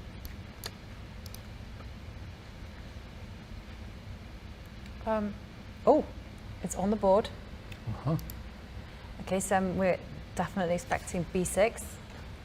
See how many times I say definitely can be expecting, and it doesn't happen. Yeah. So where does the rook go? And Because okay, he can go bishop b1, but that kind of feels a bit nah. well, but he's played b6, right? Oh, yes, he's played b6. Okay, yeah. And now, the reason I wanted to put my rook on c4 is because I didn't want the knight to capture the pawn. But okay, what happens if he goes full in for the race? He just takes. I suspect White is just too slow with these pawns. So Yeah, this is serious this counterplay is for black, right? right. I mean, if you go here, I mean, yeah, and I mean, it's just going to walk this pawn. I mean, in fact, it has. This is, look at the bishop and the knight. They're kind of set up perfectly to escort the a pawn to its destination. So you don't want that. Yeah, that a pawn No. you might have to watch out. Yeah, exactly. I mean, it's so quick as well. Yeah. So there's no, you can't do that. So you have to. So my instinct was, of course, to preserve this very important c2 pawn. So I wanted to go with, and then you pointed out the c5 traps in, and I kind of momentarily panicked, and I thought, oh dear. And then I kept calm and saw that the rook a4 is okay. So still looking good. Still looking good for Nepomniachtchi. And if he handles this, then we will see a decisive result for him. But okay, still lots of pitfalls and tricks. Well, probably he has to be very, very precise. Okay, he has played rook c4. Yeah. And we are expecting c5. But maybe, I mean, what else to do? No, I mean, it's forced. It's forced because you have to defend you have to defend the knight. So, yeah, interesting. I would never ever have guessed if you told me. If you told me before the game has started that this one might be a decisive result, I was like, maybe after 4 hours. I also must say that I fully understand the tweet about the Berlin, and I largely agree. But I think we're treated to a very interesting game. I mean, there's so many twists and turns, and I mean, I mentioned this idea that somebody knocked over the pieces and they put it randomly back, but I think it looks a bit like the pieces have been knocked over 4 times, and we're in a completely different situation again. Yeah. Yeah. No, definitely. Okay, C5, your move on the board, Dirk. I'm sorry, I've kind of given you the horrible task of defending black's position, but you're doing good. you found this knight G6 idea, which I'm very... I was trying to tell him that he should play that on the first move, C5, but he decided to postpone it. Yeah. Well, you know, it has to appear one stage on the board. So, what would you describe your style when it comes to playing chess? Very messy. Messy? No, I think it would be. I don't think we should spend time on that. I don't have any claims. Moving along. No, I don't have any claims. No, but it's interesting. I mean, okay, Rook A4 on the board. Gosh. I think in general it's easier to calculate attacking games, as you say, and you see very often the real master, the mastership is shown in subtleties, positional understanding and sacrifice actually. Yes, that's something. Well, or defending against sacrifice. I think when I was a junior player, one book that I enjoyed an awful lot was The Art of Sacrifice by Vukovic. Yes. And especially because suddenly you realize that every bishop h7 doesn't win. No, you can go to g6 with your king. And I thought that was those were revelations, and that you learned a lot from that. Yeah. One secret I learned about attacking players. Okay, so look, it's like the players have been following our analysis. Yeah. I always really enjoy that moment when it happens, but I also sometimes get worried for the players because I'm like, well, you know. But I agree with you when it comes to attack. I mean, it's such a beautiful thing.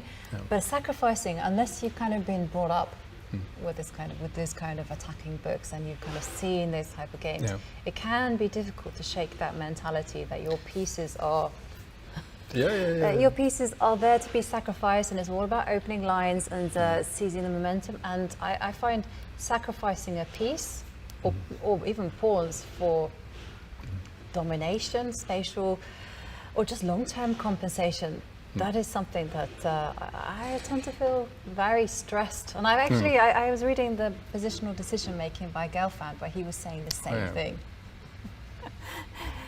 You know, it's kind of a little bit nerve-wracking. So C3, okay, so he's actually retreated the knight. That's actually the great thing about chess, that you, let's say you can grow in so many manners, and also your tastes can, I mean, you get so many acquired tastes that suddenly you understand something deeper. Yeah.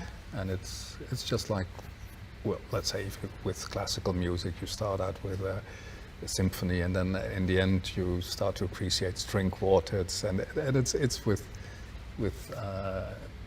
chess as well. I mean, it's the easiest thing is the open games and the attacks, and then suddenly you discover that there's other things. And yeah, I was listening. Oh, what happened there? Sorry, I was just looking at the player cameras, and I was suddenly. Something with the thermos up. It looked like he needs a drink. Nepomniachtchi was not so happy with something. Well, he likes to pull faces. That's. Yeah. I think he's done that from when he was a junior. Always pulling lots of faces. This is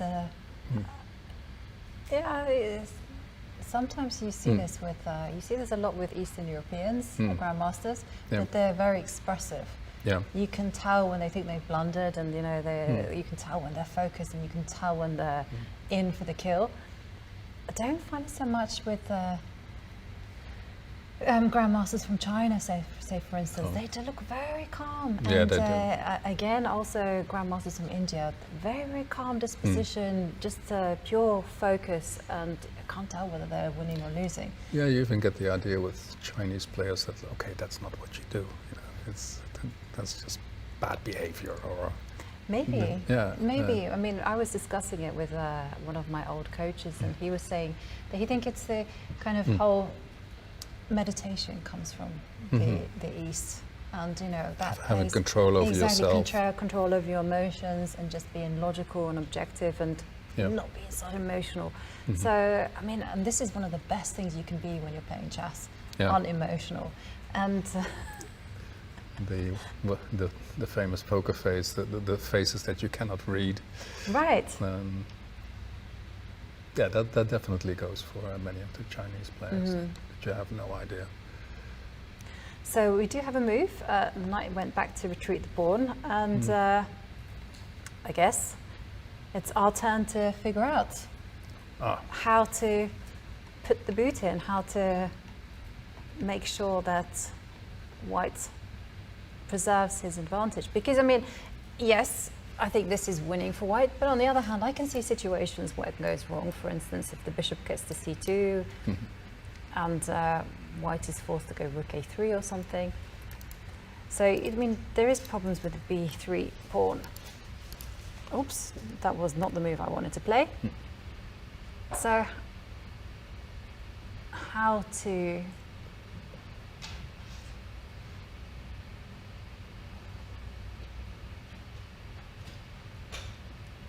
Maybe, I mean, so you make a move like, I still think there's pitfalls here, because I mean, if you make a random move like, so the moves that kind of spring to mind are g4, because, you know, it's the Berlin, you have to get it in at some point. I think it would only be fair if at some point g4 will come. Right, so you g4... deserved it. Yeah, and also you kind of also want to get the pawn race in operation. Yeah. And but maybe you first want to eliminate the h5 pawn, and then that runs even easier. You mean run with the rook? Yeah, well, I'm just wondering how vulnerable the white pawns are on the queen side. I mean, how much should white worry about those? So play a safe move would be like here, but well, that looks like a very logical move, right? Yeah. Oh, we have some moves. He's actually put his knight on f7. Okay. So again, I was also considering that, improving the knight, you know, because when you're unsure of what to do, you improve your worst place piece and that knight on h8. Okay, so, but then this one kind of confused me a little bit. So rook a3, and now defending the pawn, and knight a5 unfortunately is not going to do anything, because you just get b4, and that solved nothing. And so there's no follow-up, right? No, there's no follow-up, unfortunately. b5 is coming, so you can't go immediately in for the kill there. So then the only move that I can see is like bring the king, improve your worst place piece. Yeah. So yeah, you feel what is that mighty rook doing? So it's only defending the b3 pawn. That's. So wait 1 second. Yeah, maybe I was like, maybe I'm thinking about playing a5. Yeah, because whilst this rook stands on the great square of a3, this bishop cancels it out. Yeah, you want to make that rook look stupid. But unfortunately, it might be all about these guys. How quick they are. Yeah. Okay, so what to do?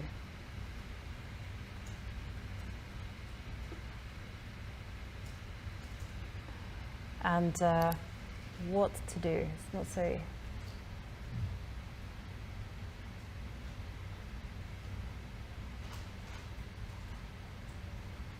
Well, at least he's given Nepomniachtchi something to chew on. Knight d2, this is kind of the stuff that I would be thinking about doing. Bring the king in.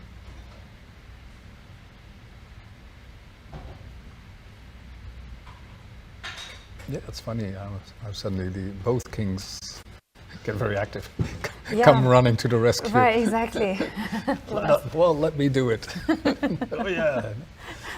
Yeah. So. Still, it's not. I'm thinking if you make a move like this, then b5 is going to be a problem.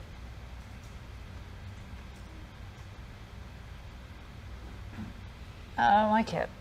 So that's why I'm thinking. Maybe I've got,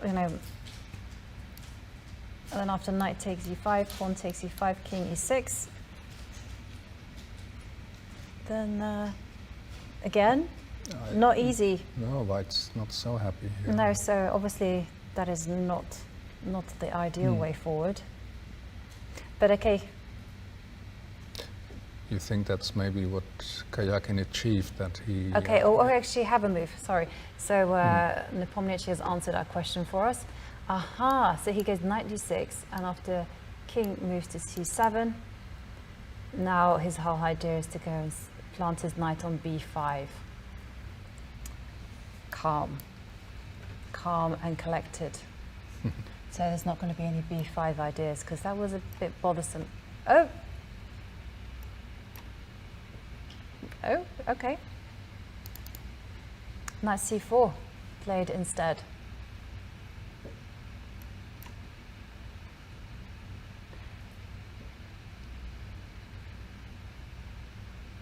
Knight c4. Okay, and b5 is still not possible. But now I'm thinking, what happens if the king, like I'm inspired by your words, the king comes to the rescue. So there's only one plan for black here, and that's actually to push b5. So king is planning to go to a6, then b5. Yep. Ta-da! We get that in, but even then I'm still not so sure. Okay, so knight c4, king b7. Okay, maybe he wants to go knight d3.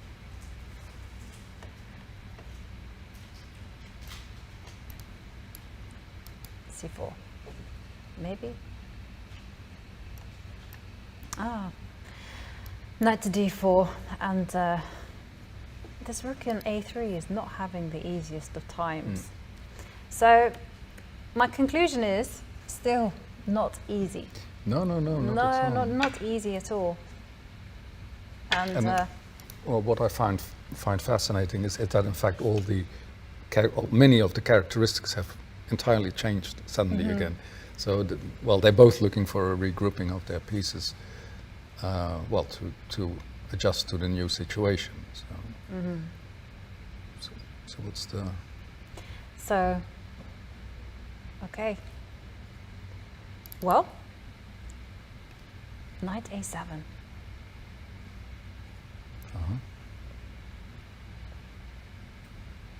Knight a7 with the idea of going knight b5. But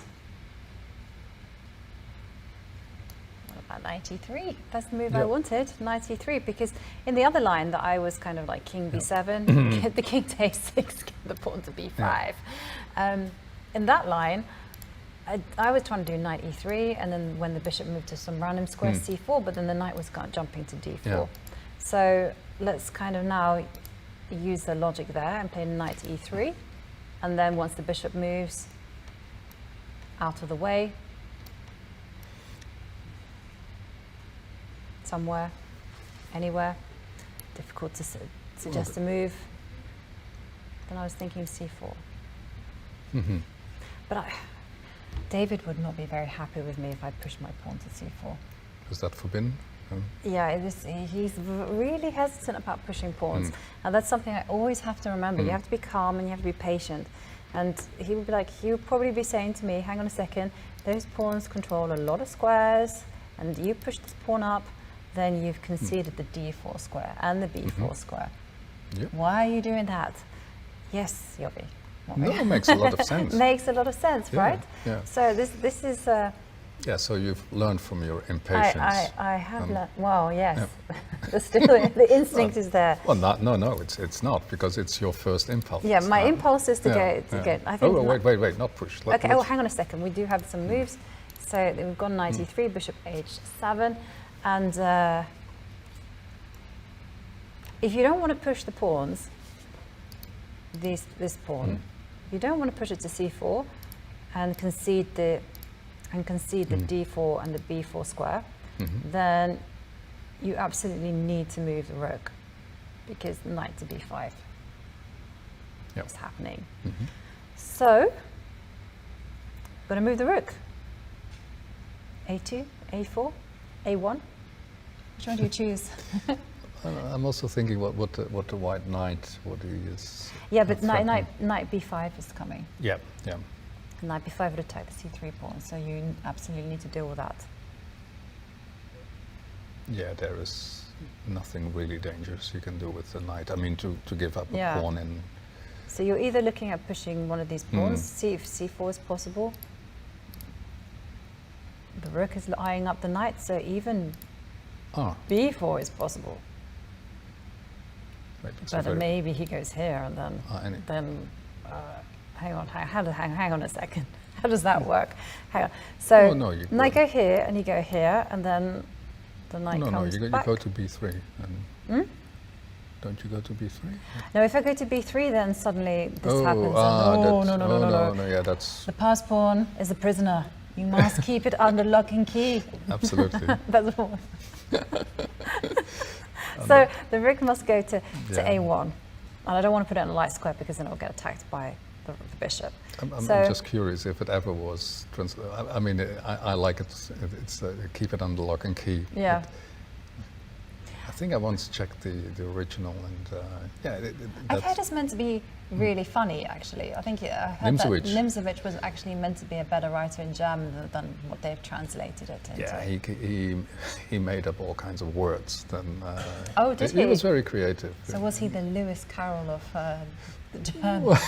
I think chess? I think you'll have more fun reading Lewis Carroll. Yeah, no, definitely. Okay. But I'm not sure if what you can learn from Nimzowitsch, but I had a great time once going through the tournament book of Carlsbad 29, which is his big success. And then you just put yourself in his shoes, and it's a fantastic ride because he wins all those wonderful games. I mean, this is really his best tournament ever. But my system, that's an acquired taste. And, Dirk, we've stumbled upon a good move actually with b4. We get white can play b4. So bishop h7 played, and b4 is in fact possible. Oh wow! Yeah, because if you move back, knight to b5, the rook will go to a1. You know, keep an eye on the pass pawn, and then the whole point is that. Say you take, that's easily dealt with by the fact that you just take here, pawn takes, rook takes. Easy, easy, you can control, you can easily come to the aid of, you can easily come to defense of this pass pawn. That's not a thing because the white king will come and join in the game. And then eventually it will be all about those pawns on the king side. I was going to say on the right there, but that's just habit. And okay, so that's possible. So knight takes c3 easily dealt with, and then after pawn takes or c takes or okay, so you take this way, can't step forward with a pawn, and then he goes here, check. Very nice, very nice. Well, and this can be calculated. But it's such a difficult, it might be a bit of a weird move to see actually, but it's the consequence of knight a7. But at the same time, it's probably for them one of the first moves they look at, don't you think? Yeah, maybe. I mean, you want to test this. Right, I mean, my instinct was actually suppose this works. Yeah, so, right. My instinct was move, not that move. My instinct was move the rook because I was like, knight b5, that's problem, must be dealt. Yeah. But in actual fact, and it was only because I was telling you, well, if you're going to move the pawns, look. Yeah, yeah. And it was like, oh, hang on a second. No, it's all thanks to David. No. We've... Sure. Yeah. So, potential critical moment on the board. And we'll probably take a short break and we'll see you after the break.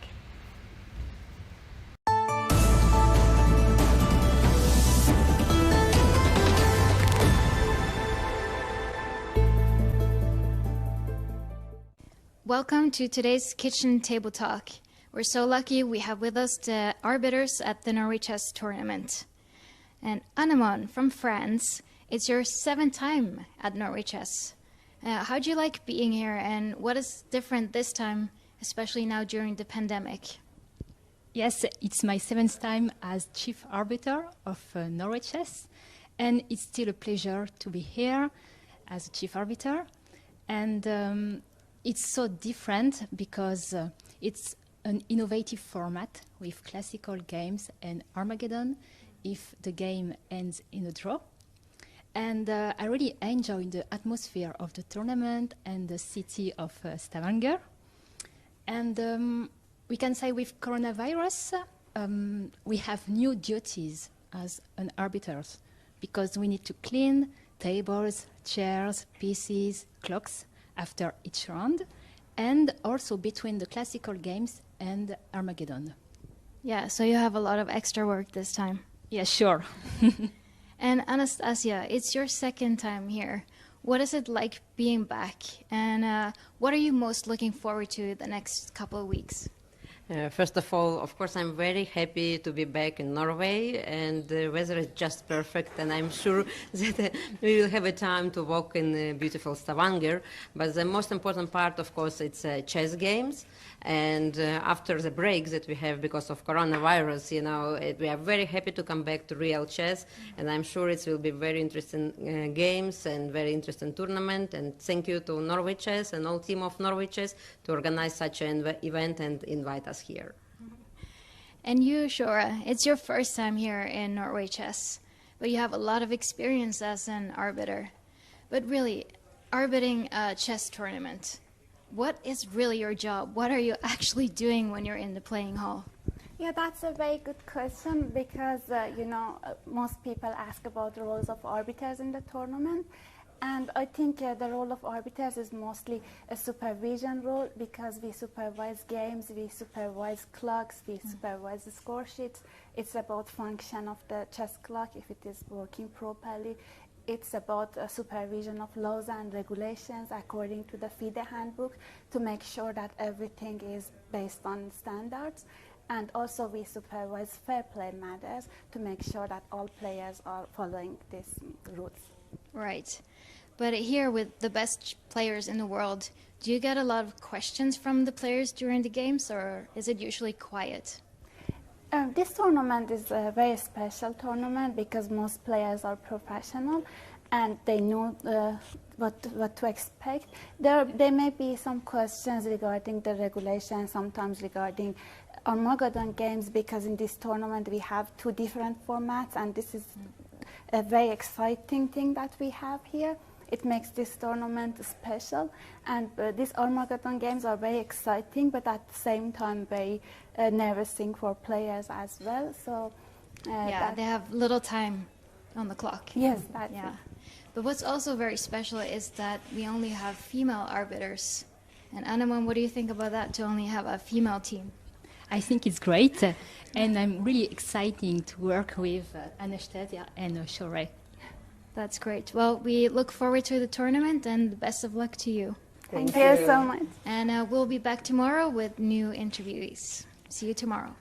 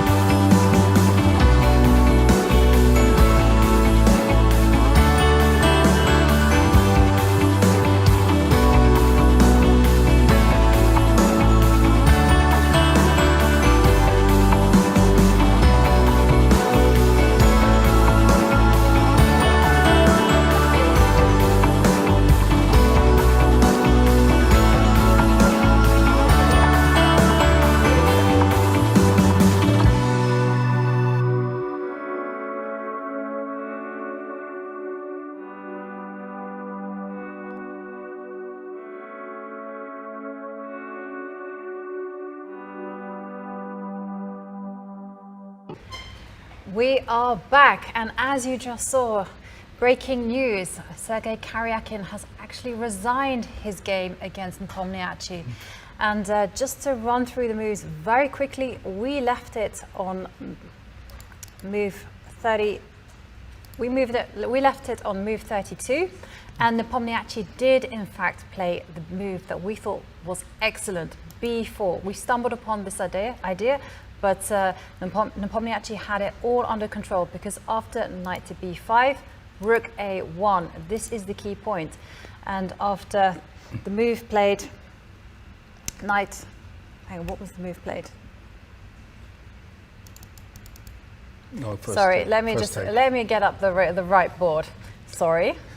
So because it went all so quickly. It all went so quickly, and we were watching it live, and we were trying to signal that we must get back on air, that I got a bit excited and left my old analysis. So after b4, knight to b5, and rook a1 was played, and now pawn takes pawn.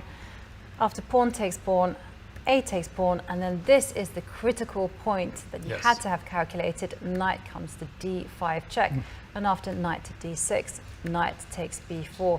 And the conclusion was that this pawn on b6 is easily controlled by the rook and the knight, and that eventually white will win the game using his pawn majority on the king side. So, wow, what an unexpected result, and only 37 moves in.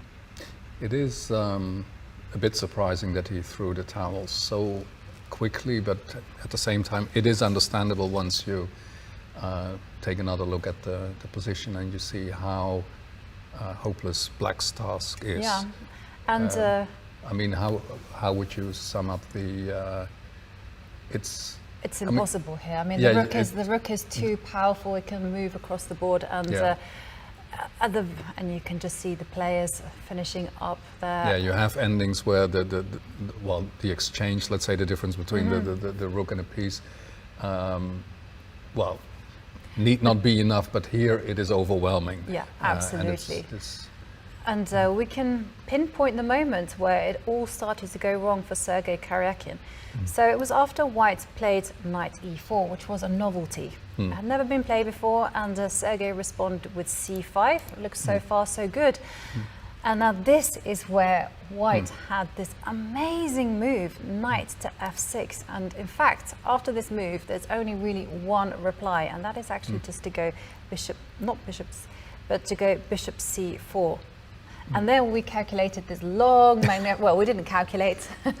We went on an adventure. We went on an adventure where we had the board in front of us, and so we could see the moves quite easily. A very long adventure, and But the amazing thing was that they had to go on that same adventure in their heads, and unfortunately, it was just too complex for Sergei Karjakin, and he didn't spot that that was his saving resource. In fact, he played bishop takes a2, and after that, after the move b3, there was just nothing that Sergei Karjakin could do. I mean, but on the whole, I think it's obvious where the crucial moment was, but I think it's a very impressive game by Ian Nepomniachtchi.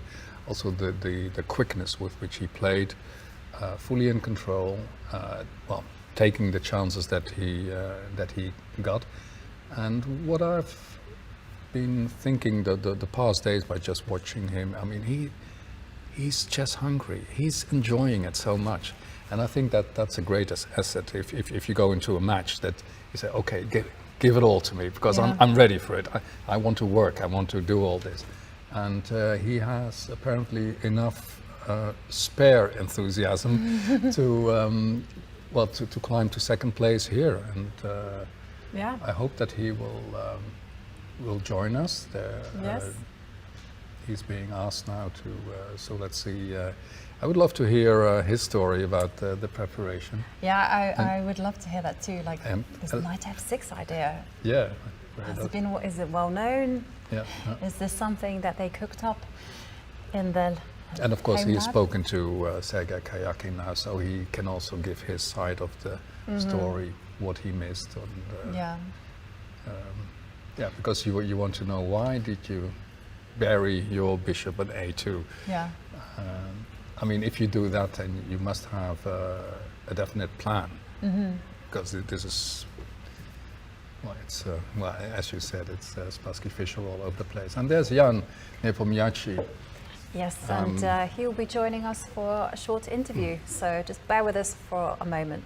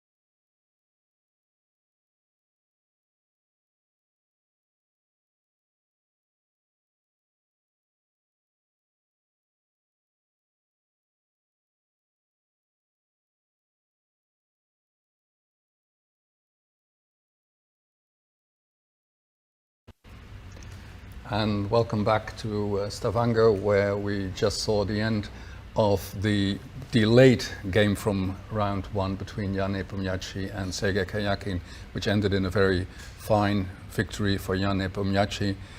Congratulations, Jan. Congratulations also on your team, Spartak Moscow leading 1-0, as we just saw. The first thing that Jan checked when he came in, you have to have your priorities. Yeah. That shows the true fan. Yeah, thank you. But it's too early to congratulate, because when you speak about Spartak, it's no score. Yeah. Can make you feel safe. Yeah. No, even if they go up 3-0. Okay, 3-0 is somewhat, but still like it's never late to for some drama. Yeah, but you are a real fan. Yeah. Sort of. I mean, okay, I'm not like I'm not attending like every game, but when I have a chance, I'm trying to go to the stadium. And they have been your team for many years. Since childhood, actually. Yeah. And you recently were there for an honorary kickoff, right? Yeah. Well, that's something. They notice you as well. Well, it was a fascinating game to follow, Jan. And obviously the main thing we were wondering about was knight f6. Where did it come from? Yeah, so you can talk us through the game. You want to go back? Well, you want to go to that situation? No, not necessarily that situation. We'll start with rook, the novelty. Actually, rook d8 is the move which was played, I think, this year first by Timur Rajabov in some online event. I mean, very solid move because basically every move here is solid. So the main line is considered to be bishop b4, a3, bishop c3, and so on. A well-known line, but rook d8 is also a very fine move. And we noticed Sergei played this against Maxim Vasiliograf and came up with some good idea on the World Cup and easily equalized. And my coach Vladimir Potkin came up with this idea like probably the next day, and he said, "Wow, like this is it looks like really fancy, like knight e4, and let's say if c5, then knight f6." So basically, he was like very, very excited about this knight f6 move, and I mean, frankly speaking, there is nothing wrong with black's position, but when you meet when you see this at the board, maybe you start to feel not so comfy. Yeah. And somehow Sergei picked the line I didn't really analyze because it's in my file it's written like b310. So well, I wasn't that much sure, but bishop a2 is of course like a big present, and I feel I feel a little bit guilty. So first of all, like Sergei accepted to play the game from the first round on the rest day, and they ended up like this. So I'm. I really feel sorry. Did it come as a total surprise to him, knight f6? Did you speak to him? Well, probably yes. Knight f6 is not. I mean, either the move knight e4, or when you meet a knight f6, Is it a standard idea, this knight f6, or is it? Maybe now it's standard. Yes, after fair this enough. game. But I guess, as for me, I have never seen something like this before. But at the same time, there is a lot of ways for white to sacrifice 2 pieces for a rook, like knight takes f7 idea and so on. So I guess this is one more iteration of a well-known idea, which managed to surprise my opponent. And we kind of worked our way through the complications. We thought bishop c4 was the only move to survive. And then things became... Thank you, now I know, thank you. Thank you, now I know. And but I just wanted to ask you, what I wanted to ask you was that how complicated is it? How easy is it to work out everything for a human? It's hard to evaluate because I didn't work out, this on my own. So of course. But you had to remember it. But it's like once I repeated this line for today's game, it was surely easier for me. Yeah. Okay. But do you think that taking on a2 was a calculation error that he missed? I think Sergei told me that like at the beginning when he started calculating bishop a2, he noticed that b3 and this is not a move. But how it sometimes happens when you continue calculating. You just forget about your very first impression, and then you say, okay, bishop a2, not such a smart move, and you simply forget about there is something really wrong with this move. And I think that's the case. That's actually what happened with Sergei. But after bishop a2 b3, I guess it's but he thought he'd be in time with c4 or something. Well, I think he just forgot about b3, because once you see b3, it's like obvious that rook on h6 is lost. Yeah, so I can't really see any decent counterplay for black here. But then many people would say, but that's the first move you look at b3.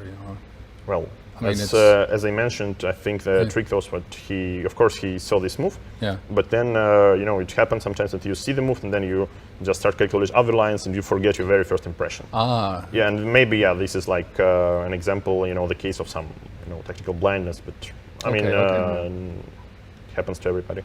Yeah, and would you say there was any other moves that, if we were to play through the game, that... Well, I'm not sure. I was really worried about knight takes c3 instead of c takes b4. So c takes b4 is more or less like silent resignation, so there is no some big counterplay. I mean, in the very end. So of course you can check some computer lines here, but I guess it should be white should be in time to prevent some counterplay. Yeah, and just in the end, I guess after I played b4, knight b5. Yeah, wait. In the very end, yeah, here b4. Like move around, whatever, 30, 33, yeah? Yeah, b4. Yeah, so knight b5, rook e1, and here I thought, of course, like knight takes c3, and at least this gives me a choice, like what do I take? Like, do I take on c5, do I take on a5? So I believe both moves work, but, taking on a5, then b5, a6, knight a4 is something, and if bc5, then okay, one option is, for example, to play b5 here, rook e5, king c6. I mean, indeed, I guess, white should be in time. Like, I guess the simplest way is just to collect all the pawns on the king side and then try to give away a knight for a pawn, so it should be easily winning. And probably other move is just to play something like bishop g8 instead of b5. Just protecting from knight c4 idea, and well, I mean, I don't think this changes evolution because I simply bring my king, like king f1, king e1 or something. But I believe it would be slightly more. Instead of the chance to sustain.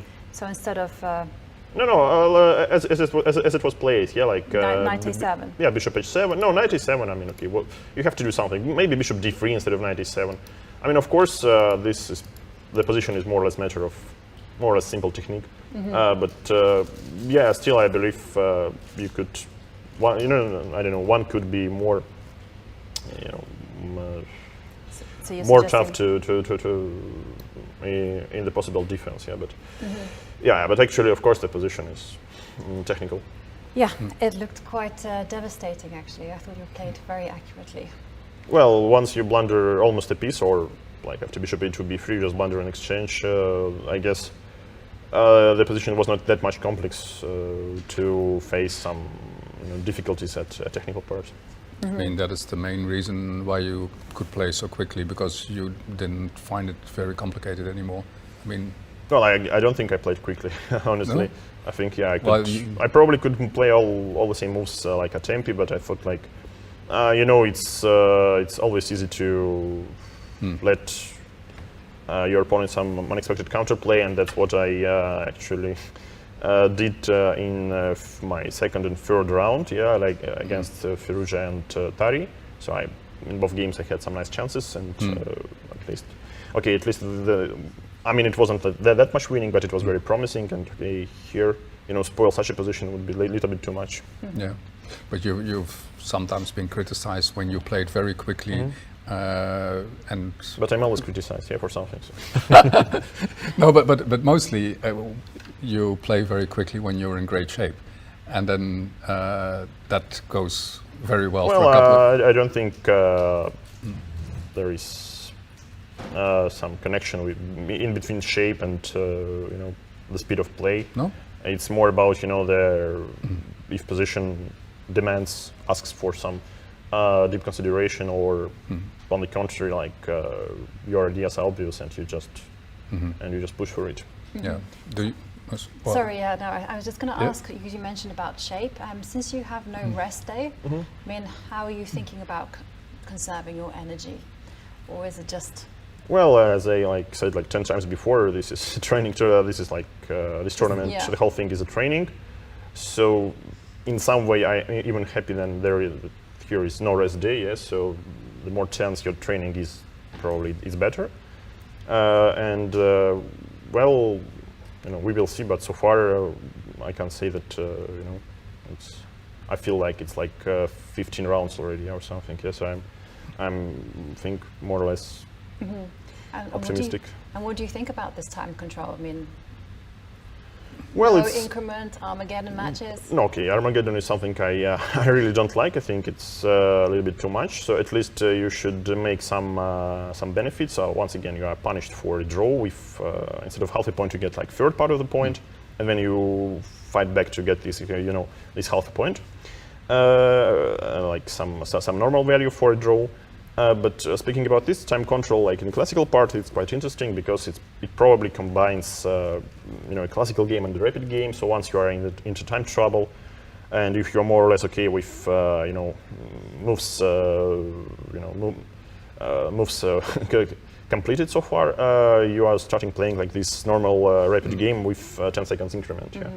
So I'm not so sure if I should if I should write down my moves here, but. Maybe I'll ask arbiter tomorrow. In such a case when you are low on time and something. Yeah. But so far you've written them down. Okay, so far there was no such necessity. Yeah. Back to the old days, huh? Yeah. Yeah. Well, you say, well, this is part of your training, well, which obviously started some time ago. I mean, immediately after quite some time. Yeah. Yeah.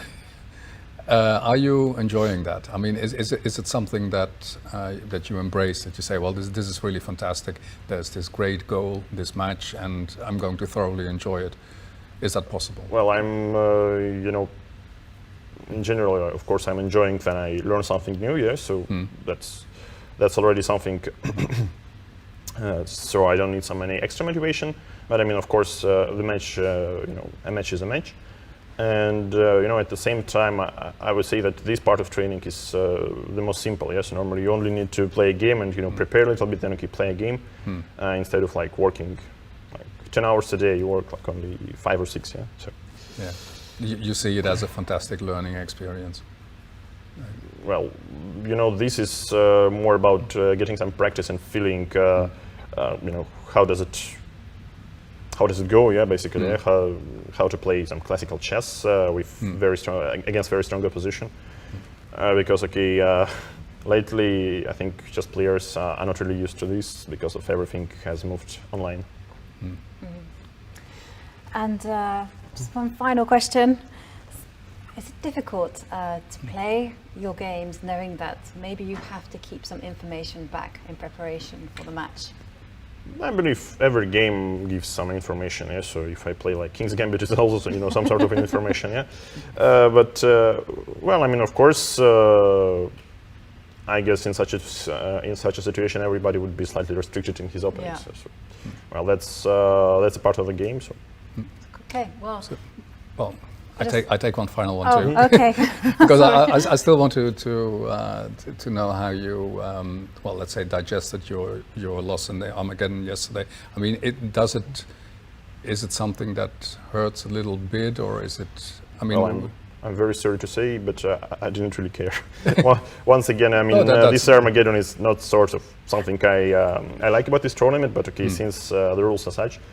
And the game itself wasn't anything picturesque. I was like in an equal position, and then I went for some very deep tactical idea, which actually brought me to a lost position in one move. Yeah, so very, very typical for Blitz. So once this is not a KO tournament, fighting for half a point out of 3, I believe. Yeah, like 6th part is something I can deal with, winning or losing. So I guess I played much worse game against Harjantari in Armageddon, for example. Yeah, but I was lucky and I survived and even won in the end.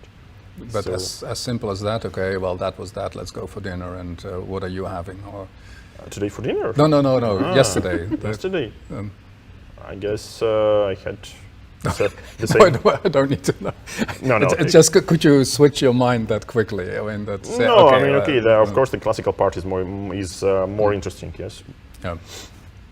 That that would have affected you, or but it didn't. Maybe it should have affected me in some way, but I actually didn't notice. Yeah. Okay. But I get the feeling that you're in extremely good mood and you're enjoying playing chess at the moment. Well, today I won. Maybe that's like that's my secret. So of my good mood. So if I would, if the result would be the opposite, I wouldn't be. So it's not as complicated as people Such think. a sunny person. Well, you are a sunny person, aren't you? Okay. Okay. Okay. You think the sun has been shining enough? Let's call it a day, right? Yeah. It's evening already. Yes. Yeah. Okay. Well, thank you very much, Jan. It was a pleasure to follow the game today. Thank you. And it's always good to see you shining. Thanks. Thank you.